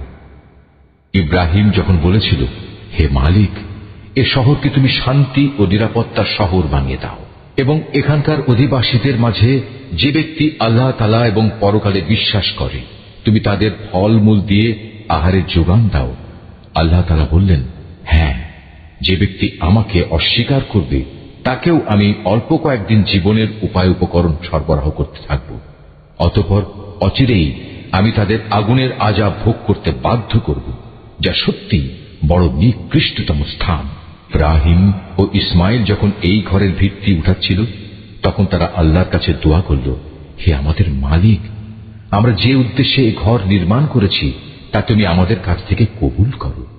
একমাত্র তুমি সবকিছু জানো এবং সবকিছু শোনো। তারা আরো বলল, হে আমাদের মালিক, আমাদের উভয়কেই তুমি তোমার অনুগত মুসলিম বান্দা বানাও এবং আমাদের পরবর্তী বংশধরদের মাঝ থেকেও তুমি তোমার একদল অনুগত বান্দা বানিয়ে দাও। হে মালিক, তুমি আমাদের তোমার ইবাদতের আনুষ্ঠানিকতা সমূহ দেখিয়ে দাও এবং তুমি আমাদের উপর দয়া পরবশ হও, কারণ তুমি অত্যন্ত দয়া পরবশ ও পরম দয়ালু। হে আমাদের মালিক, তাদের বংশের মধ্যে তাদের নিজেদের মাঝ থেকে তুমি এমন একজন রাসূল পাঠাও যে তাদের কাছে তোমার আয়াতসমূহ পড়ে শোনাবে, তাদের তোমার কিতাবের জ্ঞান ও প্রজ্ঞা শিক্ষা দেবে, উপরন্তু সে তাদের পবিত্র করে দেবে। হে আল্লাহ, তুমি আমাদের এই দোয়া কবুল করো, কারণ তুমি মহাপরাক্রমশালী ও পরম কুশলী। জেনে বুঝে যে নিজেকে মূর্খ বানিয়ে রেখেছে সে ব্যক্তি ছাড়া আর কে এমন হবে যে ইব্রাহিমের আনিত জীবন বিধান থেকে মুখ ফিরিয়ে নেবে? অথচ তাকে আমি দুনিয়ার নবুয়তের জন্য বাছাই করে নিয়েছি। শেষ বিচারের দিনেও সে আমার নেক লোকদের মধ্যে শামিল হবে। যখন আমি তাকে বললাম, তুমি আমার অনুগত মুসলিম হয়ে যাও, সে বলল, আমি সৃষ্টিকুলের মালিক আল্লাহ তাআলার পূর্ণ আনুগত্য স্বীকার করে নিলাম।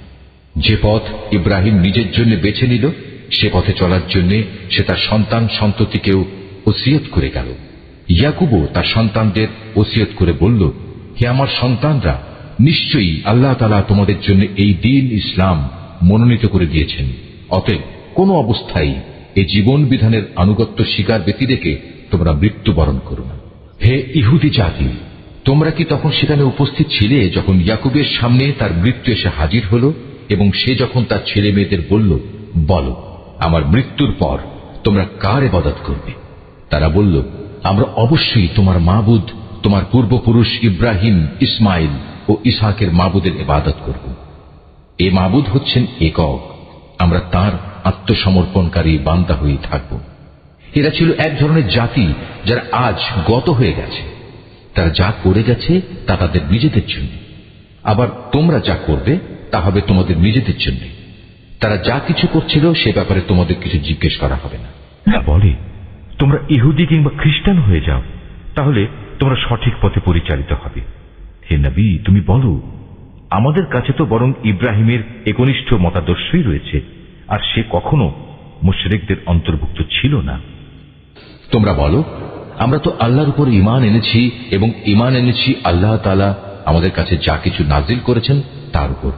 আমাদের আগে ইব্রাহিম, ইসমাইল, ইসহাক, ইয়াকুব ও তাদের পরবর্তী সন্তানদের উপর যা কিছু নাজিল করা হয়েছে তাও আমরা মানি। তাছাড়া মুসা, ঈসা সহ সব নবীকে তাদের মালিকের পক্ষ থেকে যা কিছু দেওয়া হয়েছে তার উপর আমরা ঈমান এনেছি। আমরা এদের কারো মধ্যেই কোনো তারতম্য করি না। আমরা তো হচ্ছি আল্লাহরই অনুগত বান্দা। আর এরা যদি তোমাদের মতোই আল্লাহর উপর ঈমান আনত তাহলে তারাও সঠিক পথ পেত। তারা যদি সে পথ থেকে ফিরে আসে তাহলে তারা অবশ্যই উপদলীয় অনৈক্যের মাঝে পড়ে যাবে। আল্লাহ তাআলাই তোমার জন্য যথেষ্ট হবেন, তিনি শোনেন, তিনিই জানেন। হে নবী, তাদের তুমি বলো, আসল রং হচ্ছে আল্লাহ তাআলারই। এমন কে আছে যার রং তার রঙের চেয়ে উৎকৃষ্ট হতে পারে? আমরা ঘোষণা করছি আমরা তাঁরই ইবাদত করি। তুমি তাদের বলো, তোমরা কি স্বয়ং আল্লাহ তাআলার ব্যাপারেই আমাদের সাথে বিতর্কে লিপ্ত হতে চাও? অথচ তিনি যেমন আমাদের মালিক তেমনি তিনি তোমাদেরও মালিক। আমাদের কাজ আমাদের জন্য আর তোমাদের কাজ তোমাদের জন্য। আমরা তাঁর আনুগত্যের ব্যাপারে সবাই হচ্ছি নিষ্ঠাবান। অথবা তোমরা কি একথা বলতে চাও যে ইব্রাহিম, ইসমাইল, ইসহাক, ইয়াকুব ও তাদের বংশধররা সবাই ছিল ইহুদি কিংবা খ্রিস্টান? হে নবী, তুমি বলে দাও, এ ব্যাপারে তোমরা বেশি জানো না আল্লাহ তাআলা বেশি জানেন? যদি কোনো ব্যক্তি তার কাছে মজুদ আল্লাহর কাছ থেকে আগত সাক্ষ্য প্রমাণ গোপন করে তাহলে তার চেয়ে বড় জালেম আর কে হতে পারে? আল্লাহ তাআলা তোমাদের কাজকর্মের ব্যাপারে মোটেই গাফেল নন। তারা ছিল এক ধরনের সম্প্রদায় যারা আজ গত হয়ে গেছে। তারা যা করে গেছে তা তাদের জন্য, আর তোমাদের কর্মফল হবে তোমাদের জন্য। তারা যা কিছু করছিল সে ব্যাপারে তোমাদের কিছু জিজ্ঞাসা করা হবে না। কেবলা বদলের ব্যাপারে মানুষদের ভেতর থেকে কিছু মূর্খ লোক অচিরেই বলতে শুরু করবে, এ কি হল? এতদিন যে কেবলার উপর তারা প্রতিষ্ঠিত ছিল, আজ কিসে তাদের সেদিক থেকে ফিরিয়ে দিল? হে নবী, তুমি তাদের বলে দাও, পূর্ব পশ্চিম সবই আল্লাহ তাআলার জন্য। আল্লাহ তাআলা যাকে ইচ্ছা তাকে সঠিক পথে পরিচালিত করেন।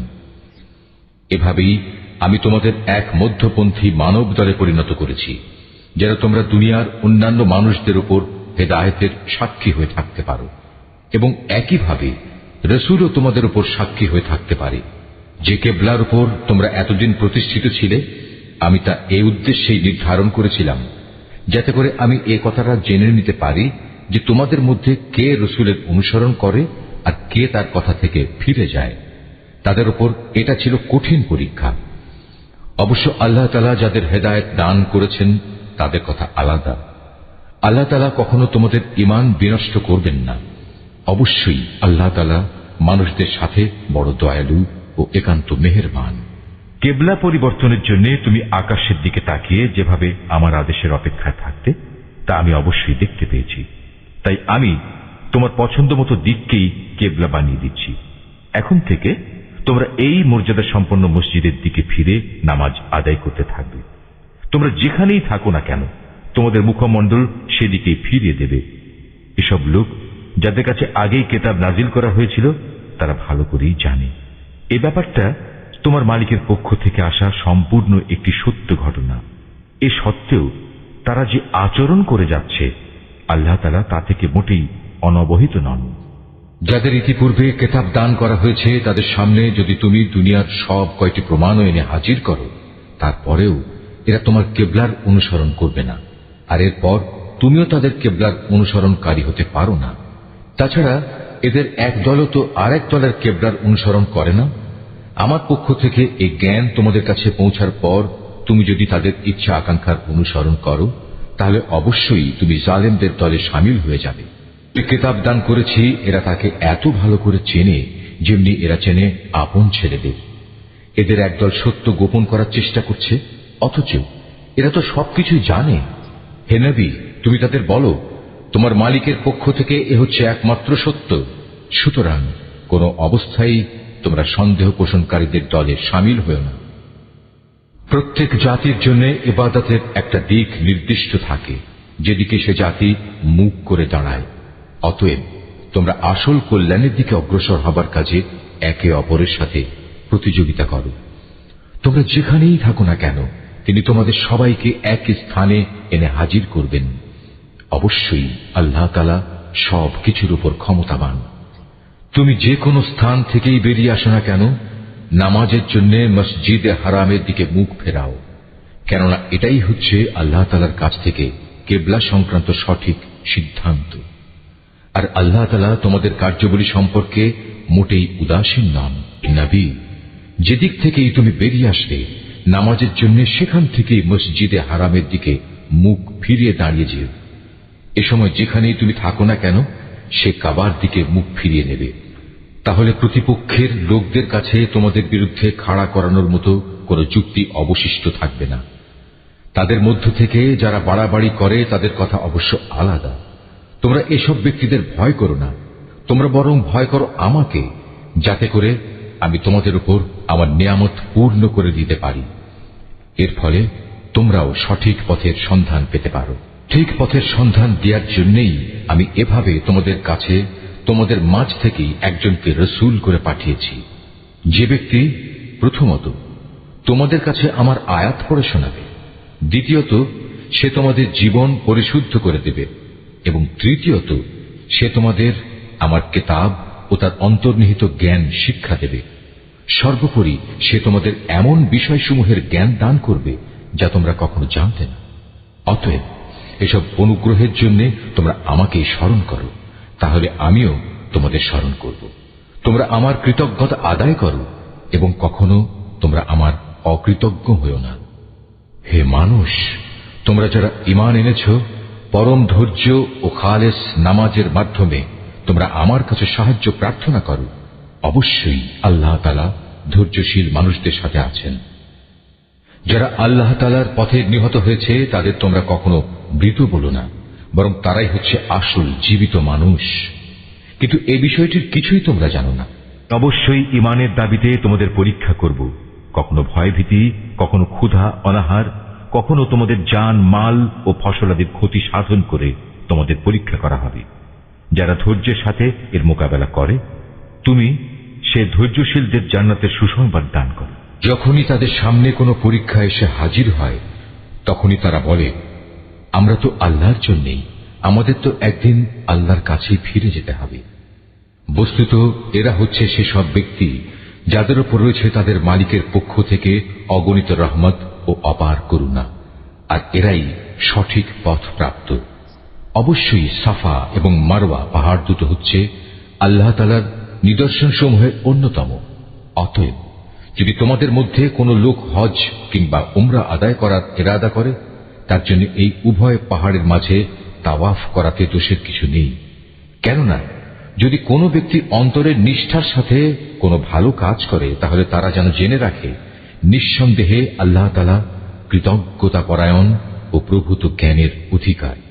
মানুষের জন্য যেসব বিধান আমি আমার কিতাবে বর্ণনা করে দিয়েছি, তারপর যারা আমার নাজিল করা সেসব সুস্পষ্ট নিদর্শন সমূহ ও পরিষ্কার পথ নির্দেশ গোপন করে, এরাই হচ্ছে সেসব লোক যাদের উপর আল্লাহ তাআলা অভিসম্পাত করেন।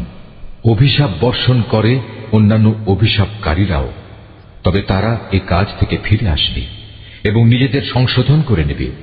খোলাখুলিভাবে তারা সেসব সত্য কথা প্রকাশ করবে যা এতদিন আহলে কিতাবরা গোপন করে আসছিল। এরাই হবে সেসব লোক যাদের উপর আমি দয়া পরবশ হব। আমি পরম ক্ষমাকারী, দয়ালু। যারা কুফরি করেছে এবং এই কাফের অবস্থায় মৃত্যুবরণ করেছে, তাদের উপর আল্লাহর অভিশাপ, ফেরেশতাদের অভিশাপ, সর্বোপরি অভিশাপ সমগ্র মানবকুলের। এই অভিশপ্ত অবস্থা নিয়েই এরা সেখানে চিরদিন থাকবে।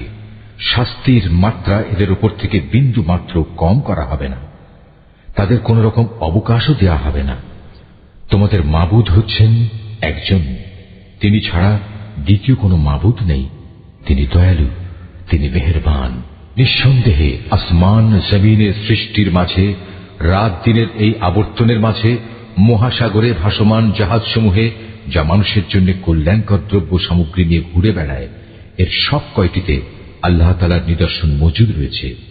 আরো আছে আল্লাহ তাআলা আকাশ থেকে বৃষ্টি আকারে যা কিছু নাজিল করেন সেই বৃষ্টির পানির মাঝে। ভূমির নির্জীব হওয়ার পর তিনি এ পানি দ্বারা তাতে নতুন জীবন দান করেন। অতঃপর এই ভূখণ্ডে সব ধরনের প্রাণীর তিনি আবির্ভাব ঘটান।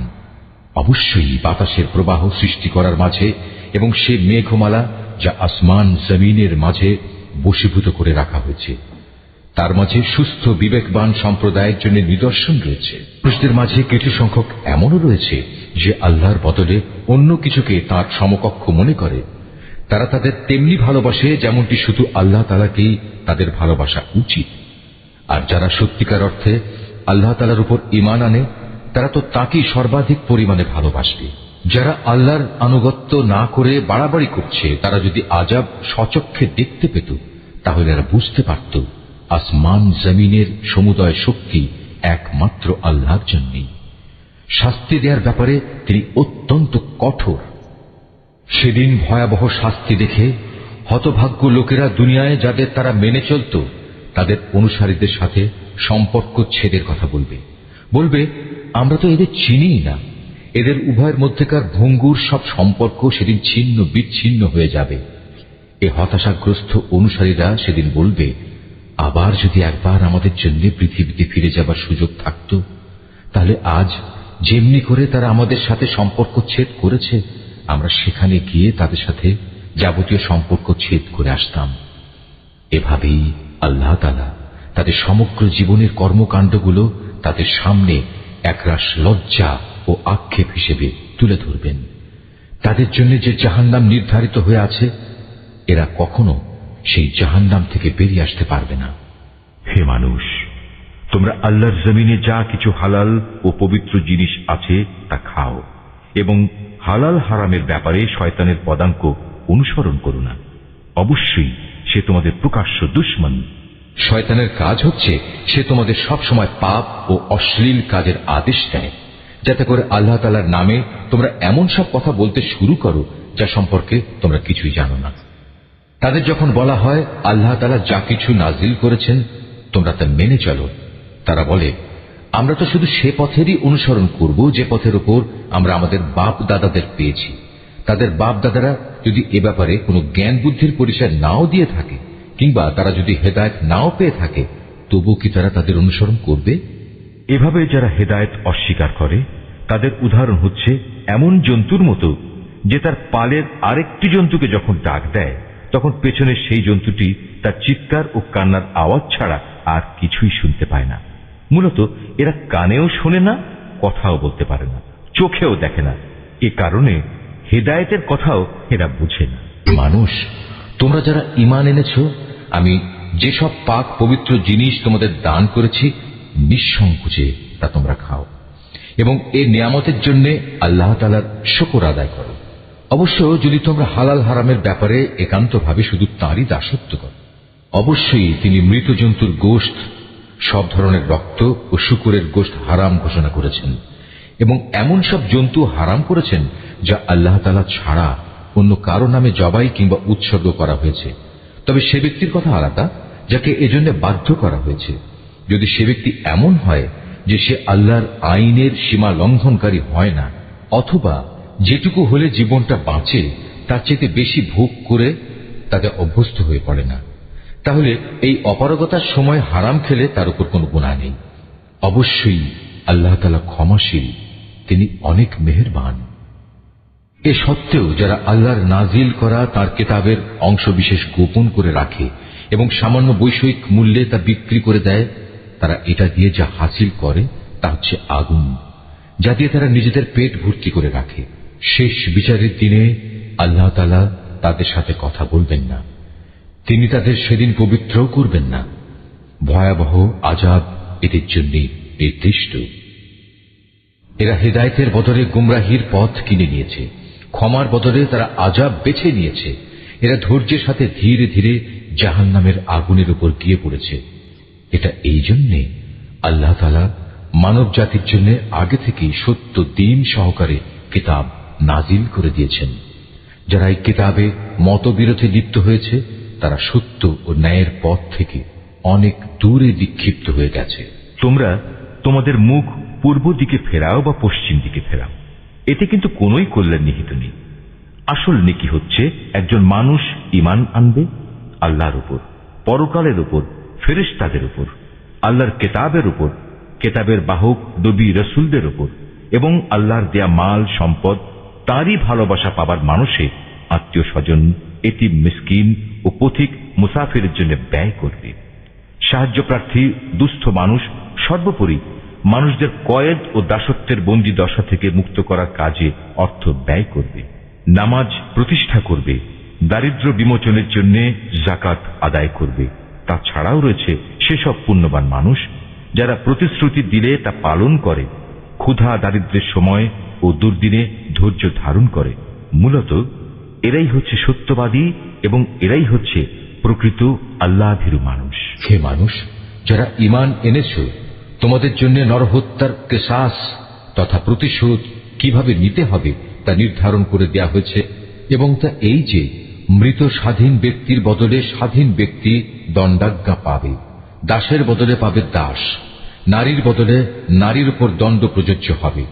অবশ্য যে হত্যাকারীকে, যাকে হত্যা করা হয়েছে, তার পরিবারের লোকেরা কিংবা তার ভাইয়ের পক্ষ থেকে ক্ষমা করে দেয়া হয়, তার ক্ষেত্রে কোনো ন্যায়ানুগ পন্থা অনুসরণ করে তা সম্পন্ন করতে হবে।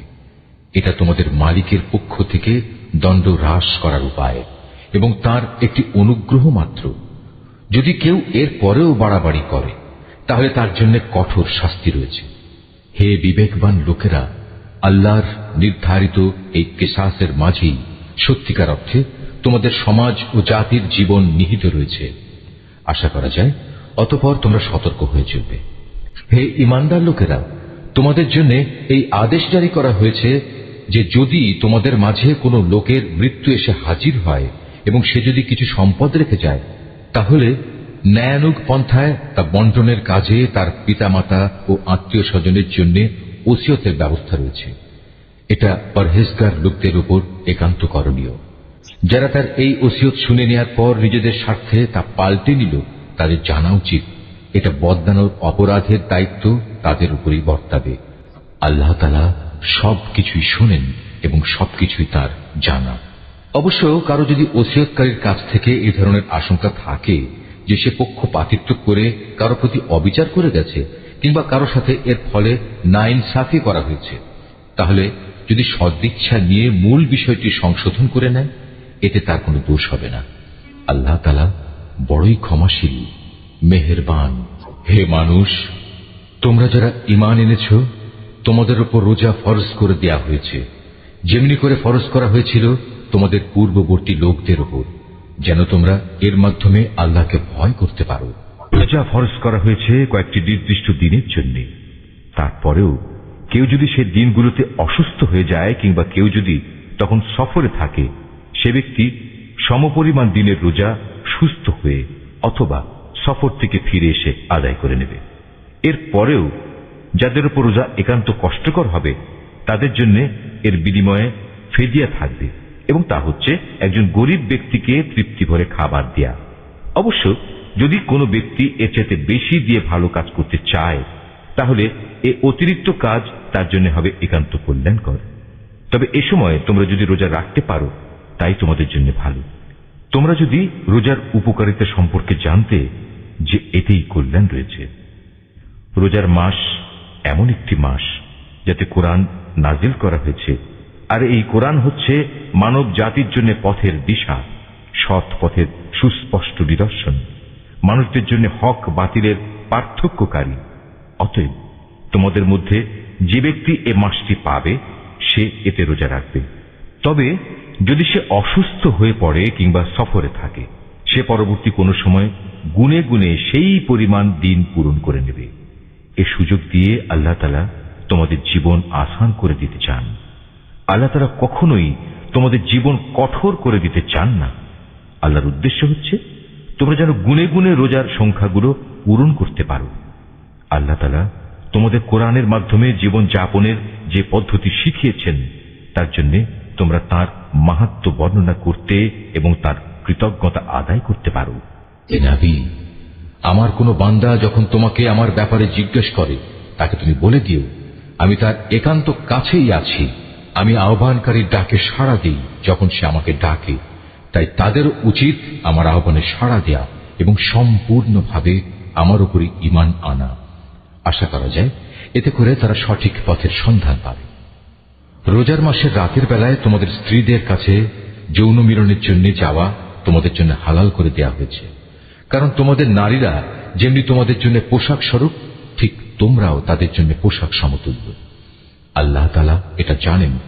রোজার মাসে রাতের বেলায় স্ত্রী সহবাসের ব্যাপারে তোমরা নানা ধরনের আত্মপ্রতারণার আশ্রয় নিচ্ছিলে, তাই তিনি তোমাদের উপর থেকে কড়াকড়ি শিথিল করে তোমাদের উপর দয়া করলেন এবং তোমাদের মাফ করে দিলেন।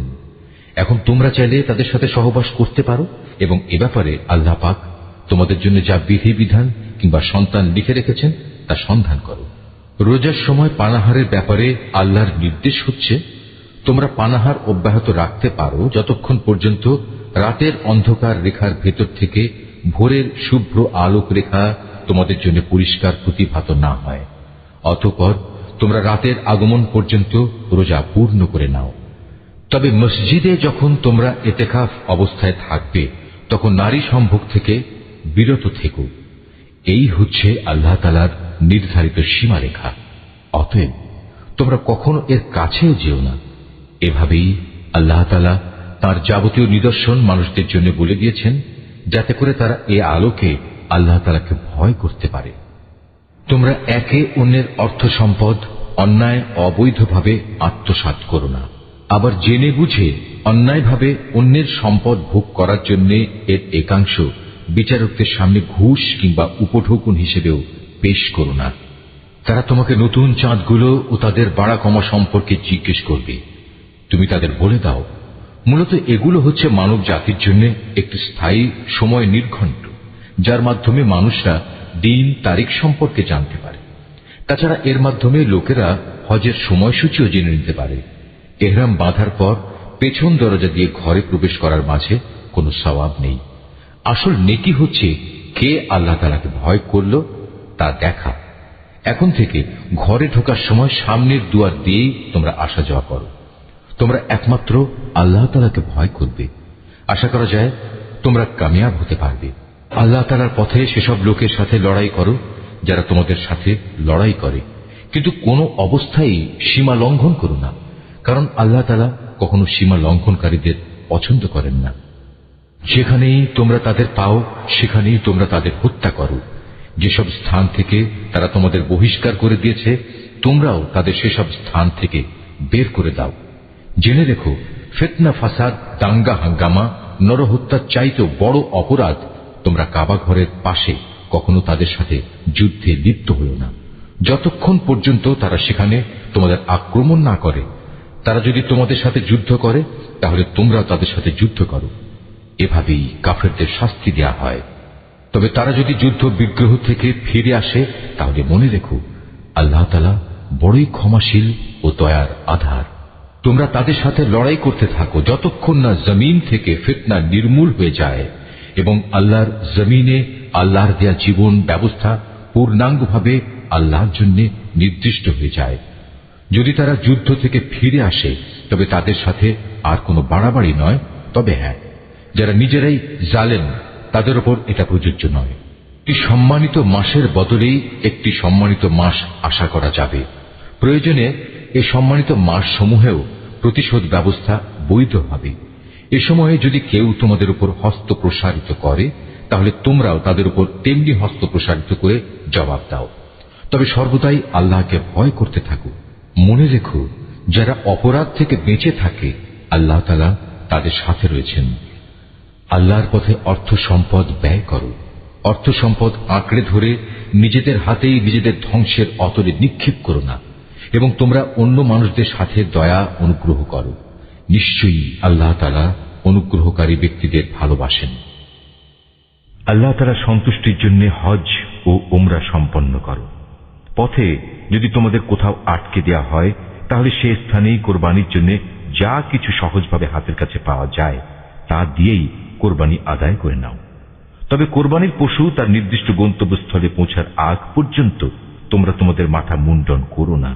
যদি তোমাদের মধ্যে কোনো ব্যক্তি অসুস্থ হয়ে পড়ে অথবা যদি তার মাথায় কোনো রোগ থাকে যে কারণে আগেই তার মাথা মুন্ডন করা প্রয়োজন হয়ে পড়ে, তাহলে সে যেন এর বিনিময়ে ফিদিয়া আদায় করে, এবং তা হচ্ছে কিছু রোজা রাখা অথবা অর্থ দান করা কিংবা কোরবানি আদায় করা, অতঃপর তোমরা যখন নিরাপদ হয়ে যাবে তখন তোমাদের কেউ যদি একসাথে হজ ও উমরা আদায় করতে চায় তার উচিত তার সাধ্য অনুযায়ী কোরবানি আদায় করা। যদি কোরবানি করার মতো কোনো পশু সে না পায় তাহলে সে যেন হজের সময়কালে 3টি এবং তোমরা যখন বাড়ি ফিরে আসবে তখন 7টি, সর্বমোট পূর্ণ 10টি রোজা রাখে। এই সুবিধাটুকু শুধু তাদের জন্য যাদের পরিবার পরিজন আল্লাহর ঘরের আশেপাশে বর্তমান নেই। তোমরা আল্লাহকেই ভয় করো, জেনে রেখো আল্লাহ তাআলা কঠোর আযাব প্রদানকারী বটে। হজের মাসসমূহ একান্ত সুপরিচিত। সে সময়গুলোর মধ্যে যে ব্যক্তি হজ আদায় করার মনস্থ করবে সে যেন জেনে রাখে হজের ভেতর কোনো যৌন সম্ভোগ নেই, নেই কোনো অশ্লীল গালিগালাজ বা ঝগড়াঝাটি। আর যত ভালো কাজই তোমরা করো আল্লাহ তাআলা অবশ্যই তা জানেন। হজের নিয়ত করলে এর জন্য তোমরা পাথেয় জোগাড় করে নেবে, যদিও আল্লাহর ভয়টাই হচ্ছে মানুষের সর্বোৎকৃষ্ট পাথেয়। অতএব হে বুদ্ধিমান মানুষরা, তোমরা আমাকেই ভয় করো। হজের এই সময়গুলোতে যদি তোমরা আল্লাহর অনুগ্রহ তালাশ করতে গিয়ে কোনো অর্থনৈতিক ফায়দা হাসিল করতে চাও তাতে তোমাদের কোনোই দোষ নেই। অতঃপর তোমরা যখন আরাফাতের ময়দান থেকে ফিরে আসবে তখন মুজদালিফায় মাশআরে হারামের কাছে এসে আল্লাহকে স্মরণ করবে, ঠিক যেমনি করে আল্লাহ তাআলা তোমাদের তাকে ডাকার পথ বলে দিয়েছেন তেমনি করে তাকে স্মরণ করবে। ইতিপূর্বে তোমরা আসলেই পথভ্রষ্টদের দলে শামিল ছিলে। তারপর তোমরা সে স্থান থেকে ফিরে এসো যেখান থেকে অন্য হজ পালনকারী ব্যক্তিরা ফিরে আসে। নিজেদের ভুল ভ্রান্তির জন্য আল্লাহ তাআলার কাছে ক্ষমা প্রার্থনা করো। নিঃসন্দেহে আল্লাহ তাআলা গুনাহ খাতা মাফ করে দেন, তিনি বড়ই দয়ালু। যখন তোমরা তোমাদের হজের যাবতীয় আনুষ্ঠানিকতা শেষ করে নেবে তখন এখানে বসে আগের দিনে যেভাবে তোমরা তোমাদের পূর্বপুরুষদের গৌরবের কথা স্মরণ করতে তেমনি করে বরং তার চেয়ে বেশি পরিমাণে এখন আল্লাহকে স্মরণ করো। মানুষদের ভেতর থেকে একদল লোক বলে, হে আমাদের মালিক, সব ভালো জিনিস তুমি আমাদের এই দুনিয়াতেই দিয়ে দাও। বস্তুত যারা এ ধরনের কথা বলে তাদের জন্য পরকালে আর কোনো পাওনাই বাকি থাকে না। আবার এ মানুষদেরই আর একদল বলে, হে আমাদের প্রতিপালক, এ দুনিয়ায়ও তুমি আমাদের কল্যাণ দান করো, পরকালেও তুমি আমাদের কল্যাণ দাও, সর্বোপরি তুমি আমাদের আগুনের আযাব থেকে নিষ্কৃতি দাও। এ ধরনের লোকদের তাদের নিজ নিজ উপার্জন মোতাবেক তাদের যথার্থ হিস্সা রয়েছে। আল্লাহ তাআলাই হচ্ছেন দ্রুত হিসাব গ্রহণকারী। হাতে গোনা হজের এই কয়টি দিনে বেশি পরিমাণে আল্লাহকে স্মরণ করো। হজের পর যদি কেউ তাড়াহুড়ো করে দুদিনের মধ্যে মিনা থেকে মক্কায় ফিরে আসে তাতে যেমন কোনো দোষ নেই, তেমনি যদি কোনো ব্যক্তি সেখানে আরো বেশি অপেক্ষা করতে চায় তাতেও কোনো দোষ নেই। এই নিয়ম হচ্ছে তার জন্য যে আল্লাহকে ভয় করেছে।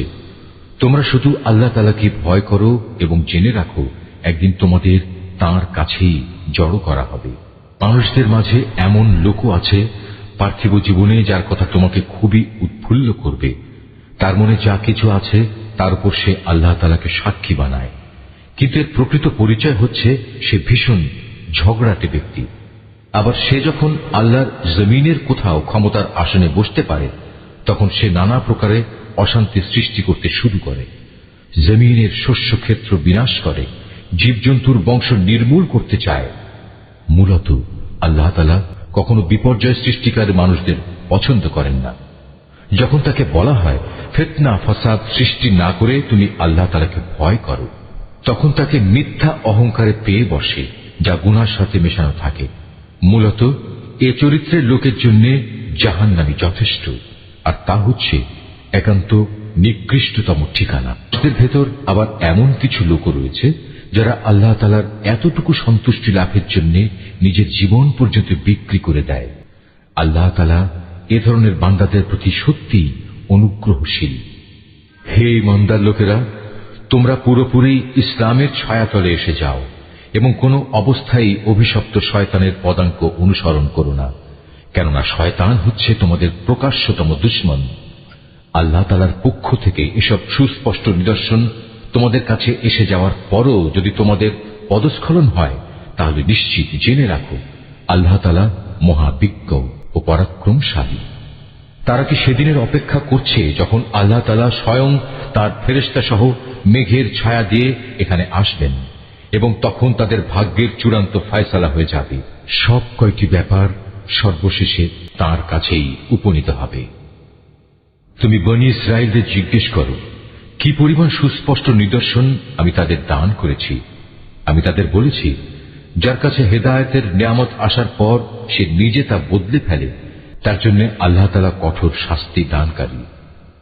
যারা আল্লাহ তাআলাকে অস্বীকার করেছে তাদের জন্য তাদের এ পার্থিব জীবনটা খুব লোভনীয় করে সাজিয়ে রাখা হয়েছে।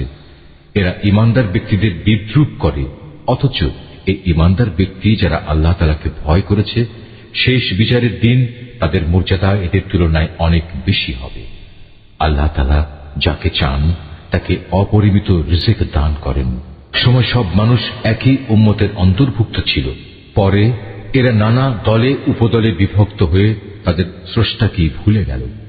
তখন আল্লাহ তাআলা সঠিক পথের অনুসারীদের সুসংবাদবাহী আর গুনাহগারদের জন্য আযাবের সতর্ককারী হিসেবে নবীদের পাঠালেন। তিনি সত্যসহ গ্রন্থ নাজিল করলেন, যেন তা মানুষদের এমন পারস্পরিক বিরোধ সমূহের চূড়ান্ত ফয়সালা করতে পারে যে ব্যাপারে তারা মতবিরোধ করে। তাদের কাছে সুস্পষ্ট হেদায়েত পাঠানো সত্ত্বেও তারা পারস্পরিক বিদ্রোহ ও বিদ্বেষ সৃষ্টির জন্য মতবিরোধ করেছে। অতঃপর আল্লাহ তাআলা তাদের সবাইকে স্বীয় ইচ্ছায় সেই সঠিক পথ দেখালেন, যার ব্যাপারে ইতিপূর্বে তাদের মধ্যে মতবিরোধ সৃষ্টি হয়েছিল। আল্লাহ তাআলা যাকে চান তাকে সঠিক পথ দেখান। তোমরা কি মনে করে নিয়েছো যে তোমরা এমনি এমনি বেহেশতে চলে যাবে?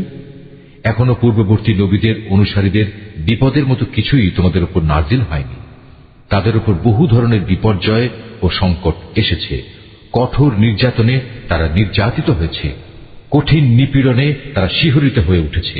এমনকি স্বয়ং আল্লাহর নবী ও তার সঙ্গী সাথীরা অত্যাচারে অতিষ্ঠ হয়ে এক পর্যায়ে এই বলে আর্তনাদ করে উঠেছে, আল্লাহ তাআলার সাহায্য কবে আসবে?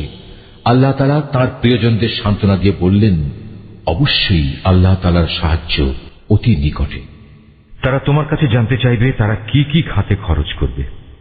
তুমি তাদের বলে দাও, যা কিছুই তোমরা তোমাদের পিতা মাতার জন্য, আত্মীয় স্বজনদের জন্য, এতিম অসহায় মিসকিনদের জন্য এবং মুসাফিরের জন্য খরচ করবে, তাই আল্লাহ তাআলা গ্রহণ করবেন।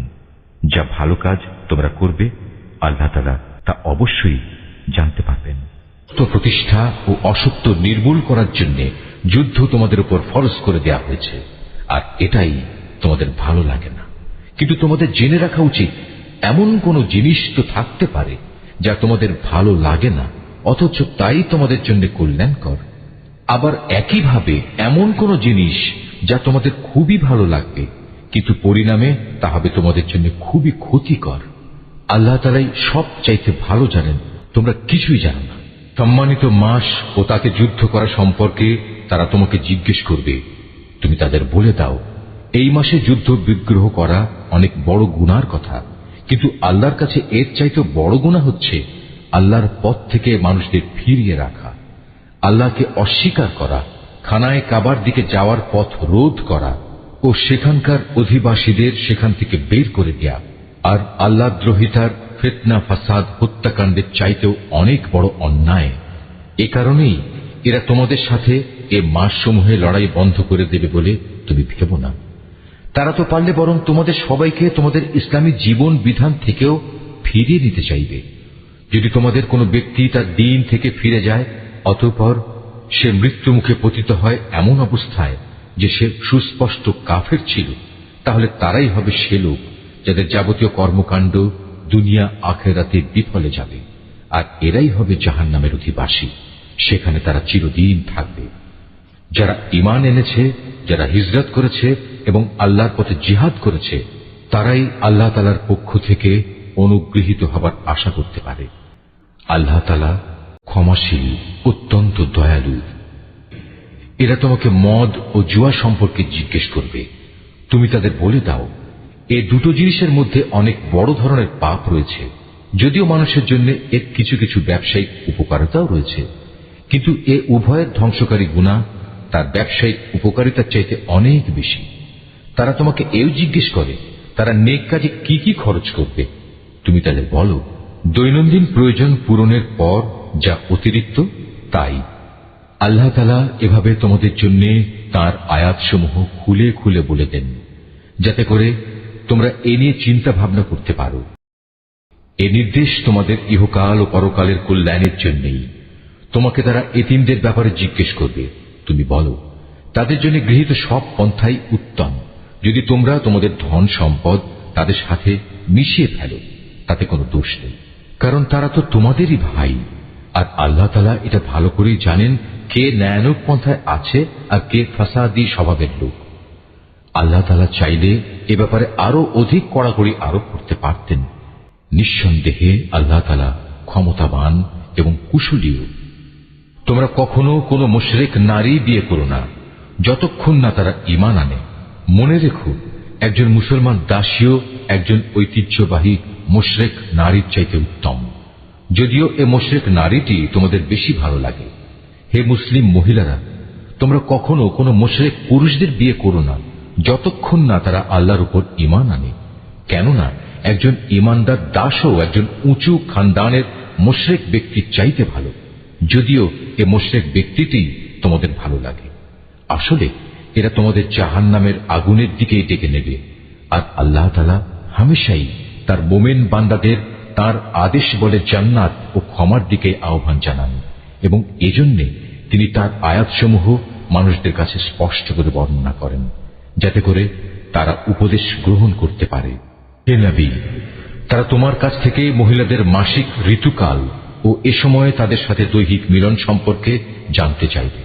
তুমি তাদের বলো, আসলে মহিলাদের এ সময়টা হচ্ছে একটি অপবিত্র ও কষ্টকর অবস্থা, কাজেই ঋতুস্রাবকালে তাদের সঙ্গ বর্জন করবে এবং তোমরা দৈহিক মিলনের জন্য তাদের কাছে যেও না, যতক্ষণ না তারা পুনরায় পবিত্র হয়। অতঃপর তারা যখন পুরো পাক সাফ হয়ে যায়, তখন তোমরা তাদের কাছে যাও। দৈহিক মিলনের যে পদ্ধতি আল্লাহ তাআলা শিখিয়ে দিয়েছেন সেভাবে যাবে। আল্লাহ তাআলা অবশ্যই সেসব লোকদের ভালোবাসেন যারা আল্লাহর দিকেই ফিরে আসে এবং যারা পাক পবিত্রতা অবলম্বন করে। তাদের স্ত্রীরা হচ্ছে তোমাদের জন্য সন্তান উৎপাদনের ফসল ক্ষেত্র। তোমরা তোমাদের এই ফসল ক্ষেত্রে যেভাবে ইচ্ছা সেভাবেই গমন করো। তোমরা সময় থাকতে নিজেদের জন্য কিছু অগ্রিম নেক আমল পাঠিয়ে দাও। তোমরা আল্লাহকে ভয় করো। জেনে রেখো, একদিন তোমাদের সবাইকে তাঁর সামনাসামনি হতে হবে। মোমেনদের তুমি পুরস্কারের সুসংবাদ দান করো। তোমরা তোমাদের এমন শপথের জন্য আল্লাহর নামকে কখনো ঢাল হিসাবে ব্যবহার করবে না, যার মাধ্যমে ভালো কাজ করা, আল্লাহ তাআলাকে ভয় করা এবং মানুষদের মাঝে শান্তি শৃঙ্খলা প্রতিষ্ঠা করার কাজ থেকে তোমরা দূরে থাকবে। কারণ আল্লাহ তাআলা তোমাদের সবকিছুই শোনেন এবং সব কথাই তিনি জানেন। আল্লাহ তাআলা তোমাদের নিরর্থক শপথের জন্য কখনো পাকড়াও করবেন না, তবে তিনি অবশ্যই সেসব শপথের ব্যাপারে তোমাদের জিজ্ঞাসাবাদ করবেন, যা তোমরা আন্তরিকভাবে সম্পন্ন করো। বস্তুত আল্লাহ তাআলা বড় ক্ষমাশীল ও ধৈর্যশীল। যেসব লোক নিজ স্ত্রীদের কাছে যাবে না বলে কসম করেছে, তাদের এ ব্যাপারে মনস্থির করার জন্য 4 মাসের অবকাশ রয়েছে। এ সময়ের ভেতর যদি তারা তাদের কসম থেকে ফিরে আসে, তাহলে জেনে রেখো আল্লাহ তাআলা ক্ষমাশীল ও দয়াবান। আর তারা যদি এ সময়ের ভেতর তালাক দেওয়ার সিদ্ধান্ত করে, তাহলে তারা যেন জেনে রাখে আল্লাহ তাআলা সব শোনেন, জানেন। প্রাপ্তা মহিলারা যেন 3টি মাসিক ঋতু অথবা ঋতু থেকে পবিত্র থাকার 3টি মুদ্দত পর্যন্ত নিজেদের পুনরায় বিয়ের বন্ধন থেকে দূরে রাখে। তাদের গর্ভে আল্লাহ তাআলা যা কিছু সৃষ্টি করেছেন তা গোপন করা কোনো অবস্থায় তাদের পক্ষে ন্যায়সঙ্গত হবে না, যদি তারা আল্লাহর উপর এবং পরকালের উপর ঈমান আনে। এ সময়ের ভেতর তাদের ফিরিয়ে নেয়ার ব্যাপারে তাদের স্বামীরা অবশ্য বেশি অধিকারী, যদি তারা উভয় পরস্পর মিলেমিশে চলতে চায়। পুরুষদের উপর নারীদের যেমন ন্যায়ানুগ অধিকার রয়েছে, তেমনি রয়েছে নারীদের উপর পুরুষের অধিকার।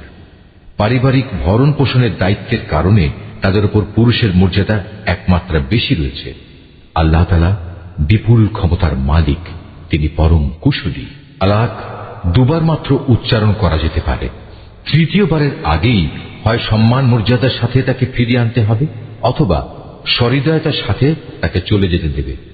তোমাদের জন্য এটা কোনো অবস্থায় ন্যায়সঙ্গত নয় যে বিয়ের আগে যা কিছু তোমরা তাদের দিয়েছ তা তাদের থেকে ফিরিয়ে নেবে। তবে আল্লাহর নির্দিষ্ট সীমারেখার ভেতরে থেকে স্বামী স্ত্রী একত্রে জীবন কাটাতে পারবে না এমন আশঙ্কা যদি দেখা দেয়, তখন আলাদা হয়ে যাওয়াটাই উত্তম। এমন অবস্থায় যদি তোমাদের ভয় হয় যে এরা আল্লাহর বিধানের গণ্ডির ভেতর থাকতে পারবে না, তাহলে স্ত্রী যদি স্বামীকে কিছু বিনিময় দেয় এবং তা দিয়ে বিচ্ছেদ ঘটিয়ে নেয়, তাহলে তাদের উভয়ের উপর এটা কোনো দূষণীয় বিষয় হবে না। জেনে রাখো, এটা হচ্ছে আল্লাহর নির্ধারিত সীমারেখা, তা কখনো অতিক্রম করো না। আর যারা আল্লাহর দেয়া সীমারেখা লঙ্ঘন করে তারা হচ্ছে সুস্পষ্ট জালেম। যদি সে তাকে তালাক দিয়েই দেয়, তাহলে তারপর এ স্ত্রী তার জন্য আর বৈধ হবে না। হ্যাঁ, যদি তাকে অপর কোনো স্বামী বিয়ে করে এবং নিয়ম মাফিক তাকে তালাক দেয় এবং পরবর্তী পর্যায়ে তারা যদি সত্যি মনে করে তারা এখন স্বামী স্ত্রীর অধিকার সম্পর্কে আল্লাহর সীমারেখা মেনে চলতে পারবে, তাহলে পুনরায় বিয়ে বন্ধনে ফিরে আসাতে তাদের উপর কোনো দোষ নেই। এটা হচ্ছে আল্লাহর বেঁধে দেয়া সীমারেখা। যারা এ সম্পর্কে অবগত আছে, আল্লাহ তাআলা তাদের জন্য এই নির্দেশ সুস্পষ্ট করে পেশ করে, যখন তোমরা স্ত্রীদের তালাক দাও এবং তারা যখন তাদের অপেক্ষার সময় ইদ্যত পূর্ণ করে নেয়, তখন হয় মর্যাদার সাথে তাদের ফিরিয়ে আনো, নতুবা ভালোভাবে তাদের বিদায় করে দাও। শুধু কষ্ট দেওয়ার উদ্দেশ্যে কখনো তাদের আটকে রেখো না, এতে তোমরা আল্লাহর নির্ধারিত সীমারেখাই লঙ্ঘন করবে। আর যে ব্যক্তি এমন কাজ করে সে প্রকারান্তরে নিজের উপরে জুলুম করে। সাবধান, আল্লাহর নির্দেশ সমূহকে কখনো হাসি তামাশার বস্তু মনে করো না। স্মরণ করো, তোমরা ছিলে অজ্ঞ। আল্লাহ তাআলা তোমাদের উপর হেদায়েতের বাণী পাঠিয়ে নিয়ামত দান করেছেন।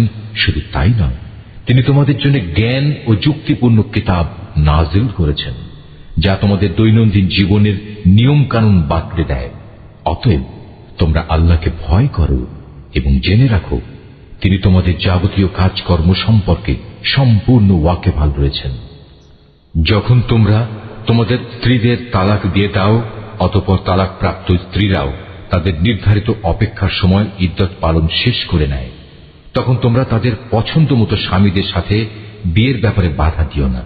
যদি তারা বিয়ের জন্য সম্মানজনকভাবে কোনো ঐক্যমত্যে পৌঁছে থাকে। তোমাদের ভেতর যারা আল্লাহ তাআলা ও পরকালীন জীবনের উপর বিশ্বাস স্থাপন করে তাদের এ আদেশই দেয়া হচ্ছে। মূলত এটা তোমাদের জন্য অধিক সম্মানের এবং অনেক পবিত্র কর্মধারা, কারণ আল্লাহ তাআলা জানেন তোমরা কিছুই জানো না। মায়েদের পুরো 2 বছরই সন্তানকে বুকের দুধ খাওয়ানো উচিত। এ নিয়ম তার জন্যে যে চায় সন্তানের দুধ খাওয়ানো পুরো মাত্রায় আদায় করুক। সন্তানের পিতা দুধ খাওয়ানোর জন্য মায়েদের সম্মানজনক ভরণ পোষণ সুনিশ্চিত করবে। কোন ব্যক্তির উপর তার সাধ্যাতীত বোঝা চাপিয়ে দেওয়া যাবে না। পিতার সঙ্গতির কথা ভাবতে গিয়ে দেখতে হবে মায়েরাও যেন আবার নিজ সন্তান নিয়ে বেশি কষ্টে না পড়ে যায়, এবং পিতাকেও যেন সন্তান জন্ম দেওয়ার কারণে অযথা কষ্টে পড়ে যেতে না হয়, সেটাও খেয়াল রাখতে হবে। সন্তানের পিতার অবর্তমানে তার উত্তরাধিকারীদের উপর সন্তানের জন্মদাত্রী মায়ের অধিকার এভাবেই বহাল থাকবে। তবে কোন পর্যায়ে পিতা মাতা যদি পারস্পরিক সম্মতি ও পরামর্শের ভিত্তিতে আগেভাগেই সন্তানের দুধ ছাড়িয়ে নিতে চায়, তাতেও তাদের উপর কোনো দোষের কিছু নেই। তোমরা যদি নিজেদের বদলে অন্য কাউকে সন্তানের দুধ খাওয়ানোর জন্য নিয়োগ করতে চাও এবং যদি দুগ্ধদাত্রীর পাওনা যথাযথভাবে বুঝিয়ে দেওয়া হয়, তাতেও কোনো গুনাহ নেই। সর্বাবস্থায় আল্লাহ তাআলাকে ভয় করো এবং জেনে রেখো তোমরা যা কিছুই করো আল্লাহ তাআলা তার সব কিছুই দেখতে পান। আমাদের মধ্যে যারা মৃত্যু মুখে পতিত হয় এবং তারা যদি তাদের স্ত্রীদের জীবিত রেখে যায়, সে অবস্থায় স্ত্রীরা যদি বিয়ে করতে চায় তাহলে তারা তাদের নিজেদের 4 মাস 10 দিন পর্যন্ত সময় বিয়ে থেকে বিরত থাকবে। অপেক্ষার এ সময়টুকু যখন তারা পূরণ করে নেবে, তখন নিজেদের বিয়ের ব্যাপারে তারা ন্যায়ানুগ পন্থায় যা ইচ্ছা তাই করতে পারবে, এবং এ বিষয়টিতে তাদের উপর কোনো গুনাহ নেই। মূলত তোমরা যে যাই করো না কেন আল্লাহ তাআলা সব কাজেরই খবর রাখেন। এমনকি সে অপেক্ষার সময় শেষ হওয়ার আগেও তোমরা কেউ যদি তাকে বিয়ে করার জন্য পয়গাম পাঠাও কিংবা তেমন কোনো ইচ্ছা যদি তোমরা নিজেদের মনের ভেতর লুকিয়েও রাখো, তাতেও তোমাদের উপর কোনো দোষ নেই, কেননা আল্লাহ তাআলা এটা ভালো করেই জানেন। তাদের কথা অবশ্যই তোমরা বারবার মনে করবে, কিন্তু সাবধান, আড়ালে আবডালে থেকে গোপনে তাদের বিয়ের কোনো প্রতিশ্রুতি দিও না। তাদের সাথে কখনো তোমাদের কথা বলতে হলে তা বলবে সম্মানজনক পন্থায়। আর ইদ্দাত অপেক্ষার শরীয়ত সম্মত সময় শেষ হবার আগে কখনো তার সাথে বিয়ের সংকল্প করো না। জেনে রেখো, তোমাদের মনের সব ইচ্ছা অভিসন্ধির কথা কিন্তু আল্লাহ তাআলা ভালো করেই জানেন। অতএব তোমরা একমাত্র তাঁর থেকেই সতর্ক হও এবং একথাও জেনে রেখো, আল্লাহ তাআলা অত্যন্ত ধৈর্যশীল, মহান ক্ষমাশীল। স্ত্রীদের শারীরিকভাবে স্পর্শ করা কিংবা তাদের জন্য মোহরের কোনো অঙ্ক নির্ধারণের আগেই যদি তোমরা তাদের তালাক দাও, তাতে শরীয়তের দৃষ্টিতে তোমাদের উপর কোনো গুনাহ নেই। এ পরিস্থিতিতে মোহরের কোনো অঙ্ক নির্ধারিত না হলেও তাদের ন্যায়ানুগ পন্থায় কিছু পরিমাণ অর্থ আদায় করে দেবে। ধনী ব্যক্তির উপর এটা হবে তার নিজ ক্ষমতা অনুযায়ী এবং গরিব ব্যক্তির উপর হবে তার সঙ্গতি অনুযায়ী। এটা নেককার লোকদের উপর আরোপিত স্ত্রীদের একটি অধিকার বটে। যদি এমন হয় তোমরা তাদের শারীরিকভাবে স্পর্শ করনি কিন্তু মোহরের অঙ্ক নির্ধারিত করে নিয়েছ, এমতাবস্থায় যদি তোমরা তাদের তালাক দাও তাহলে তাদের জন্য থাকবে নির্ধারিত মোহরের অর্ধেক পরিমাণ, যা আদায় করে দিতে হবে। হ্যাঁ, তালাকপ্রাপ্তা স্ত্রী নিজের থেকে যদি তোমাদের তা মাফ করে দেয় কিংবা যে স্বামীর হাতে বিয়ের বন্ধন রয়েছে সে যদি স্ত্রীকে নির্দিষ্ট পরিমাণের বেশি দিয়ে অনুগ্রহ দেখাতে চায় তাহলে তা হবে আল্লাহ ভীতিরও একান্ত কাছাকাছি। কখনো একে অপরের প্রতি দয়া ও সহৃদয়তা দেখাতে ভুলো না, কারণ তোমরা কে কি কাজ করো তার সবকিছুই আল্লাহ তাআলা পর্যবেক্ষণ করছেন। তোমরা নামাজ সমূহের উপর গভীরভাবে যত্নবান হও, বিশেষ করে মধ্যবর্তী নামাজ, এবং আল্লাহর জন্য বিনীতভাবে দাঁড়িয়ে থাকো। অতঃপর যদি তোমরা ভীতিপ্রদ কোনো অবস্থার সম্মুখীন হও তখন প্রয়োজনে তোমরা নামাজ পড়বে পায়ের উপর দাঁড়িয়ে কিংবা সওয়ারের উপর থাকা অবস্থায়। তারপর তোমরা যখন নিরাপদ হয়ে যাবে তখন আল্লাহ তাআলাকে স্মরণ করো, যেভাবে আল্লাহ তাআলা তাকে স্মরণ করার নিয়ম শিখিয়েছেন, যার কিছুই তোমরা ইতিপূর্বে জানতে না।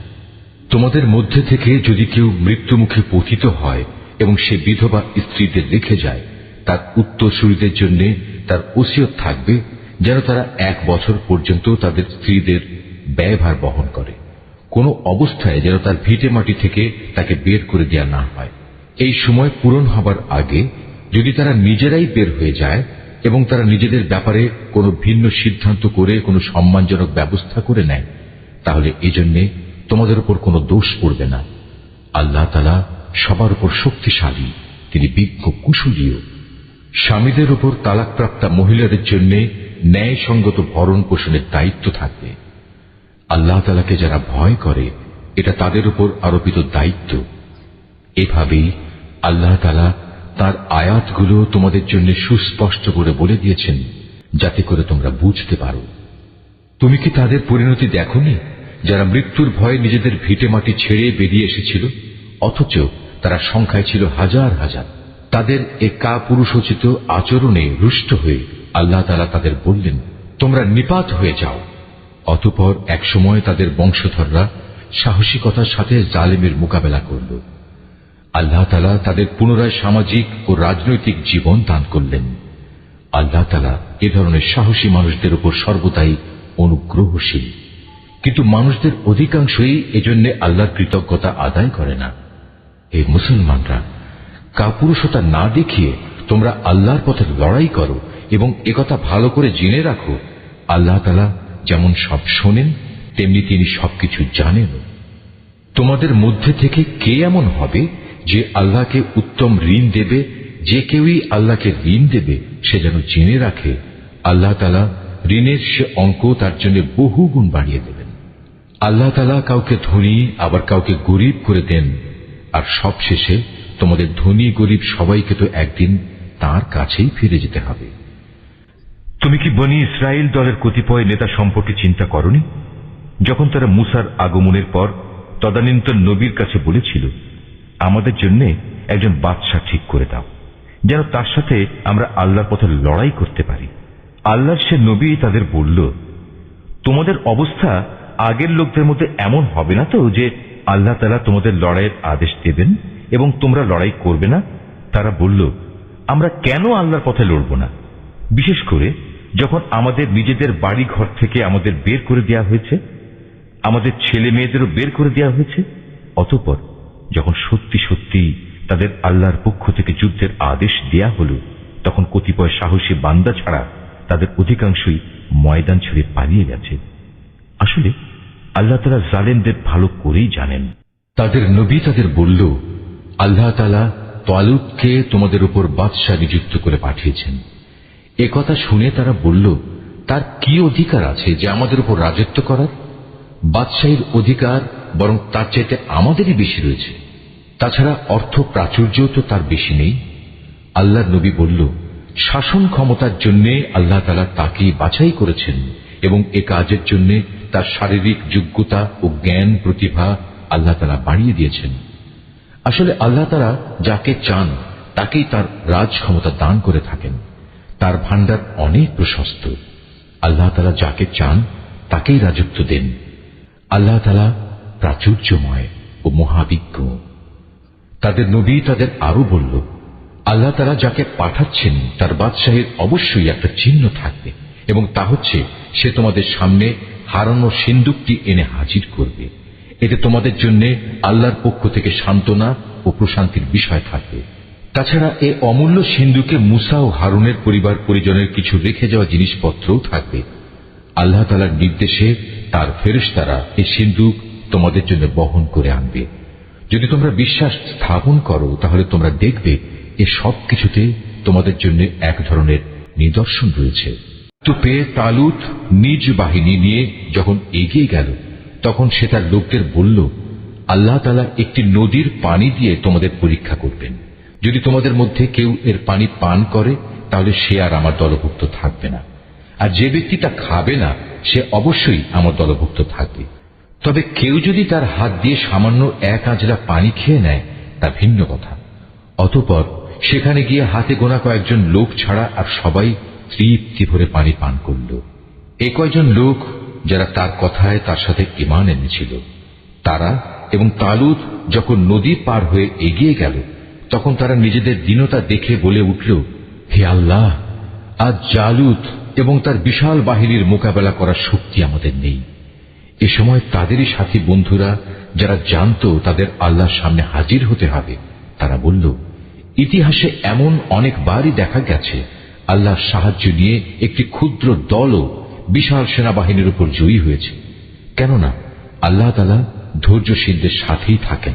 পর যখন সে তার সৈন্য নিয়ে মোকাবেলা করার জন্য দাঁড়ালো, তখন তারা আল্লাহর কাছে সাহায্য চেয়ে বলল, হে আমাদের মালিক, তুমি আমাদের সবরের তৌফিক দান করো। দুশমনের মোকাবেলায় আমাদের কদম অটল রাখো এবং অবিশ্বাসী কাফেরদের মোকাবেলায় তুমি আমাদের সাহায্য করো। লড়াইয়ের ময়দানে তারা তাদের পর্যুদস্ত লাঞ্ছিত করে দিল এবং দাউদ আল্লাহর সাহায্য নিয়ে জালুতকে হত্যা করল। আল্লাহ তাআলা তাকে দুনিয়ার রাজত্ব দান করলেন এবং তাকে রাজ ক্ষমতা চালানোর কৌশল শিক্ষা দিলেন। আল্লাহ তাআলা তাকে নিজ ইচ্ছা মতো আরো বহু বিষয়ে জ্ঞান দান করলেন। আসলে আল্লাহ তাআলা যদি যুগে যুগে একদল লোককে দিয়ে আর একদল লোককে শায়েস্তা না করতেন তাহলে এই ভূখণ্ড ফিতনা ফাসাদে ভরে যেত, কিন্তু আল্লাহ তাআলা তা চাননি। কেননা আল্লাহ তাআলা এ সৃষ্টিকুলের উপর বড়ই অনুগ্রহশীল। এ কিতাবে বর্ণিত এসব ঘটনা হচ্ছে আল্লাহর এক একটা নিদর্শন মাত্র, যা যথাযথভাবে আমি তোমাকে শুনিয়েছি। এর কোন ঘটনাই তো তুমি জানতে না। তুমি অবশ্যই আমার পাঠানো নবী রসুলদের একজন। যে নবী রসুলরা রয়েছে এদের কাউকে কারো উপর আমি বেশি মর্যাদা দান করেছি। এদের মধ্যে এমনও কেউ ছিল যাদের সাথে আল্লাহ তাআলা কথা বলেছেন এবং এর মাধ্যমে কারো মর্যাদা তিনি বাড়িয়ে দিয়েছেন। আমি মরিয়মের ছেলে ঈসাকে কতিপয় উজ্জ্বল নিদর্শন দিয়েছিলাম। অতঃপর পবিত্র রূহের মাধ্যমে তাকে আমি সাহায্য করেছি। আল্লাহ তাআলা চাইলে তাদের আগমনের পর যাদের কাছে এসব উজ্জ্বল নিদর্শন এসেছে তারা কখনো মারামারিতে লিপ্ত হতো না, কিন্তু রাসূলদের পর তারা দলে উপদলে বিভক্ত হয়ে গেল। অতঃপর তাদের মধ্যে কিছু লোক ঈমান আনল, আবার তাদের কিছু লোক আল্লাহ তাআলা ও তার নবীকে অস্বীকার করল। অথচ আল্লাহ পাক চাইলে এরা কেউই যুদ্ধ বিগ্রহে লিপ্ত হতো না, কিন্তু আল্লাহ তাআলা যা চান তাই করেন। হে ঈমানদাররা, তোমরা যারা ঈমান এনেছ, আমার দেয়া ধন সম্পদ থেকে আমার পথে ব্যয় করো সেদিনটি আসার আগে, যেদিন কোনো বেচাকেনা চলবে না, কোন রকম বন্ধুত্ব ভালোবাসাও কাজে আসবে না, না সেদিন কারো কাছ থেকে কোনো সুপারিশ গ্রহণ করা হবে। মূলত এদিনের অস্বীকারীরাই হচ্ছে জালেম। মহান আল্লাহ তাআলা, তিনি ছাড়া দ্বিতীয় কোনো ইলাহ নেই। তিনি চিরঞ্জীব, তিনি অনাদি সত্তা। ঘুম তো দূরের কথা, সামান্য তন্দ্রাও তাকে আচ্ছন্ন করে না। আসমান সমূহ ও জমিনে যা কিছু আছে তার সবকিছুরই একচ্ছত্র মালিকানা তাঁর। কে এমন আছে যে তার দরবারে বিনা অনুমতিতে সুপারিশ করবে? তাদের বর্তমান ভবিষ্যতের সবকিছুই তিনি জানেন। তার জানা বিষয়সমূহের কোনো কিছুই কারো জ্ঞানের সীমা পরিসীমার আয়ত্তাধীন হতে পারে না। তবে কিছু জ্ঞান যদি তিনি কাউকে দান করে থাকেন তবে তা ভিন্ন কথা। তার বিশাল সাম্রাজ্য আসমান জমিনের সবকিছুই পরিবেষ্টন করে আছে। এই উভয়টির হেফাজত করার কাজ কখনো তাকে পরিশ্রান্ত করে না। তিনি পরাক্রমশালী ও অসীম মর্যাদাবান। আল্লাহর দ্বীনের ব্যাপারে কোনো জোর জবরদস্তি নেই, কারণ সত্য এখানে মিথ্যা থেকে পরিষ্কার হয়ে গেছে। তোমাদের মধ্যে যদি কোনো ব্যক্তি বাতিল মতাদর্শকে অস্বীকার করে আল্লাহর দেয়া জীবনাদর্শের উপর ঈমান আনে, সে যেন এর মাধ্যমে এমন এক শক্তিশালী রশি ধরল যা কোনোদিনই ছিঁড়ে যাবার নয়। আল্লাহ তাআলা সবকিছুই শোনেন এবং সবকিছুই জানেন। যারা আল্লাহর উপর ঈমান আনে, আল্লাহ তাআলাই হচ্ছেন তাদের সাহায্যকারী বন্ধু। তিনি জাহেলিয়াতের অন্ধকার থেকে তাদের ঈমানের আলোতে বের করে নিয়ে আসেন।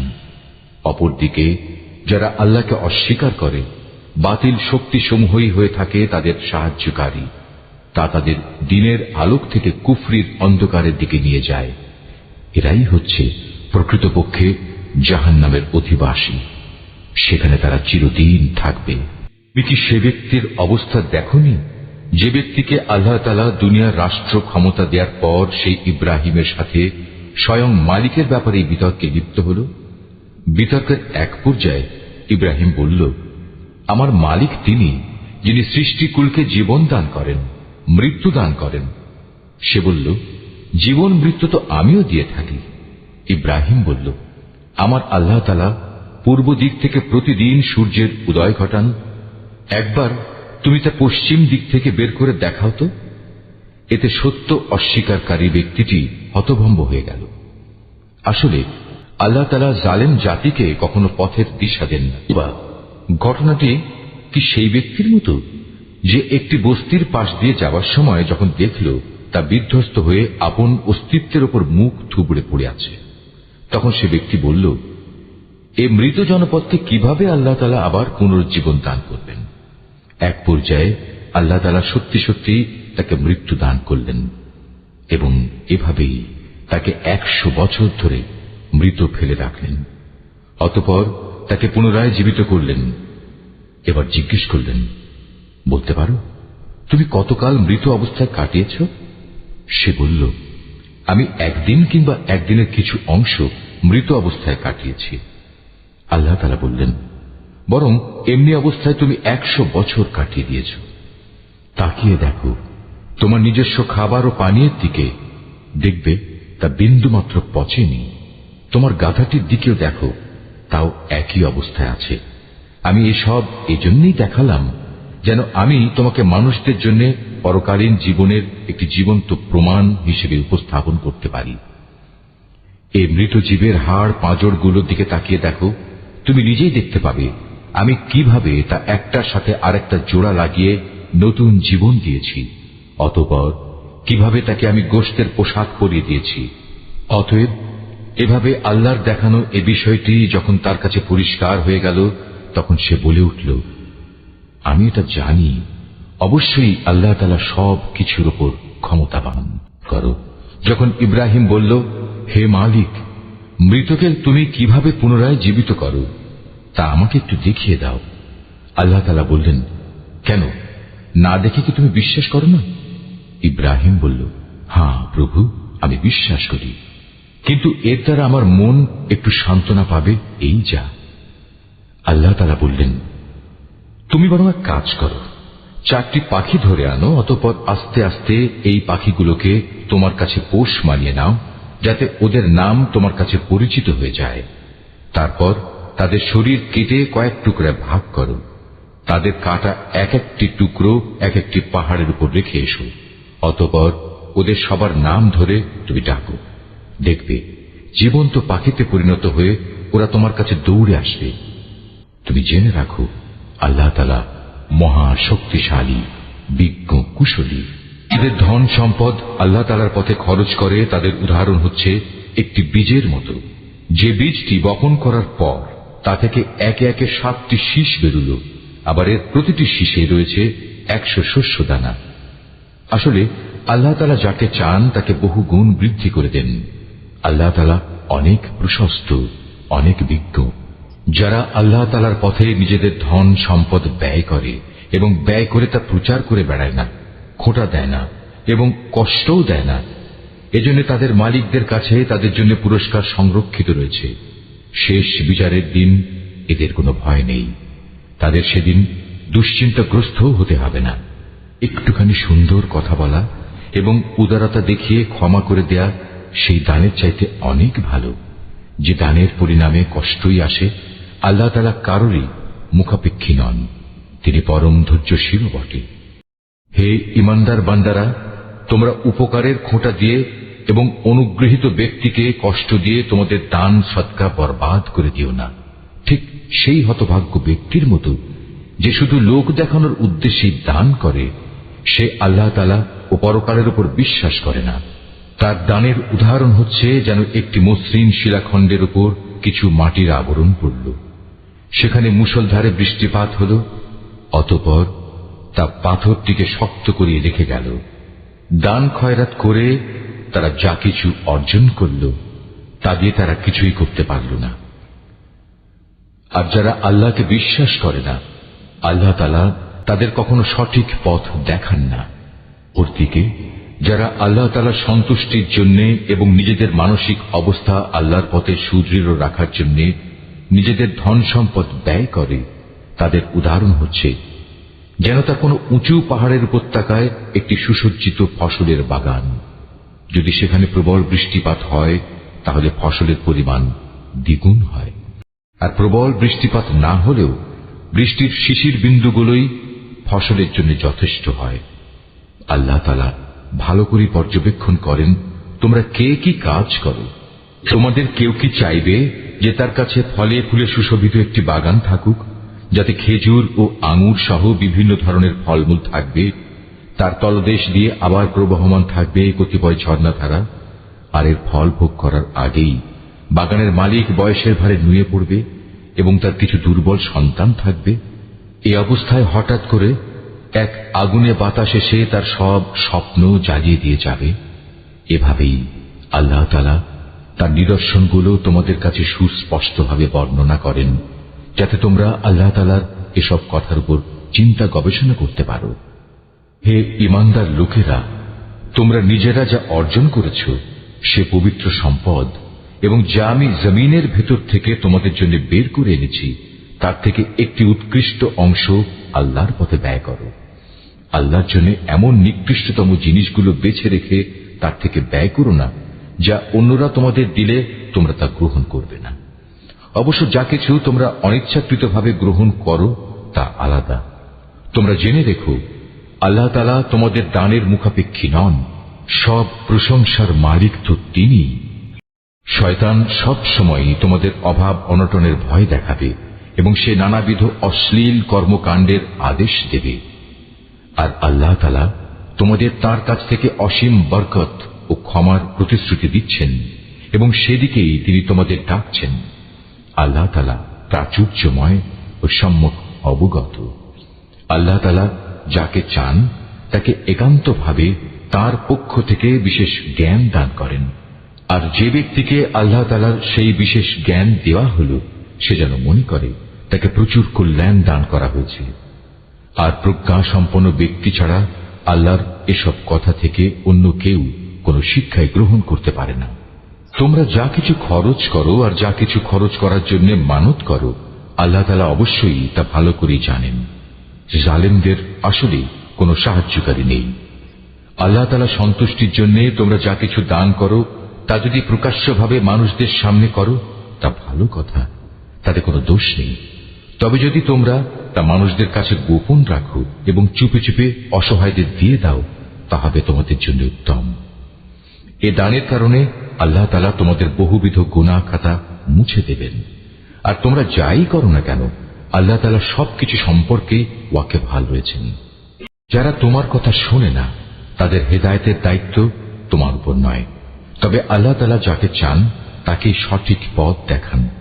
তোমরা যা দান সদকা করো এটা তোমাদের জন্য কল্যাণকর, কারণ তোমরা তো এজন্যই খরচ করো যেন আল্লাহর সন্তুষ্টি অর্জন করতে পারো।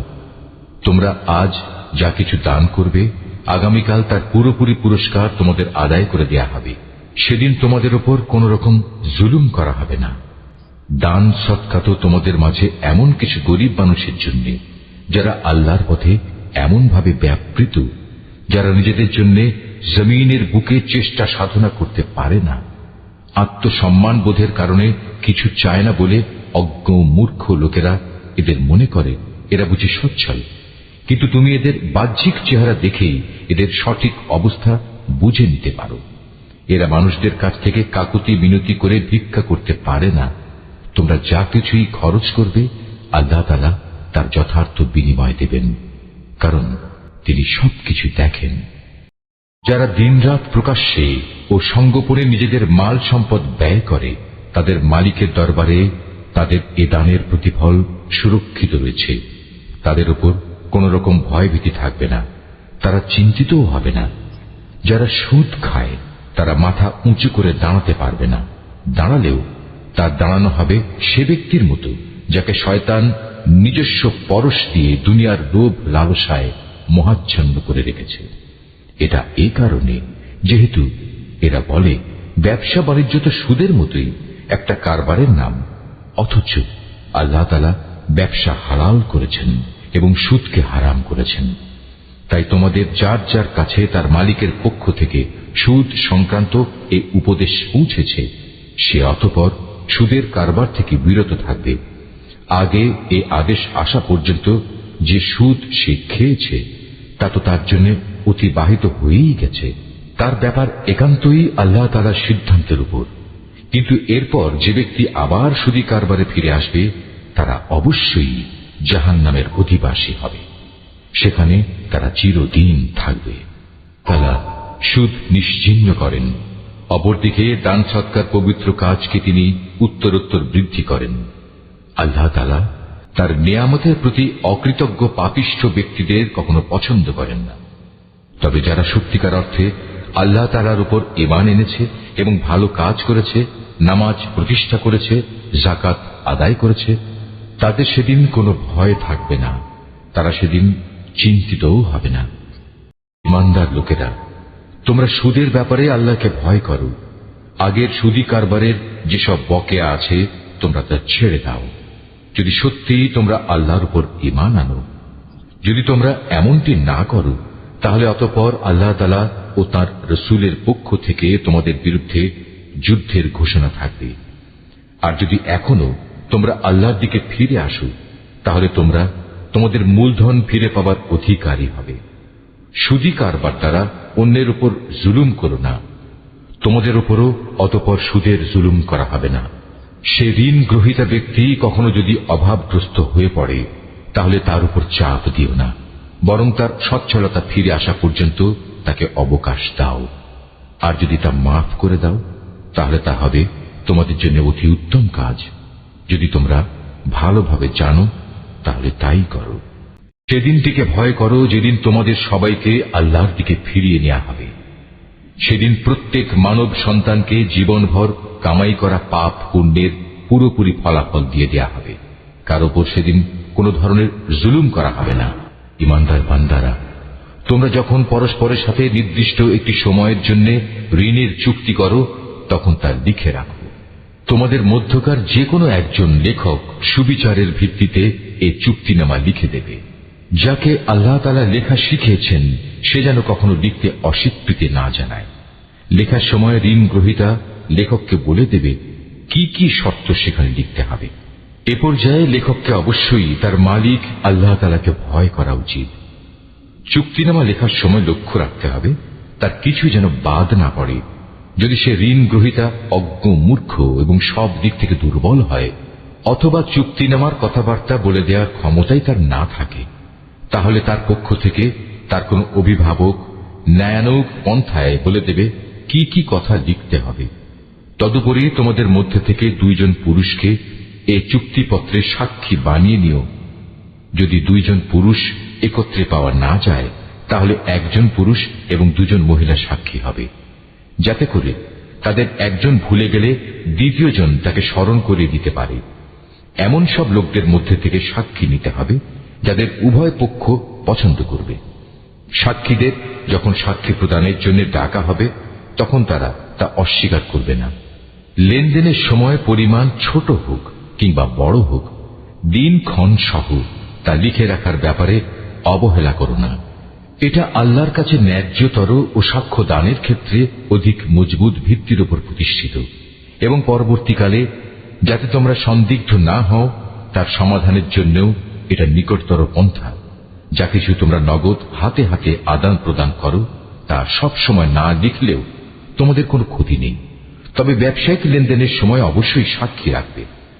দলিলের লেখক ও চুক্তিনামার সাক্ষীদের কখনো তাদের মত বদলানোর জন্য কষ্ট দেয়া যাবে না।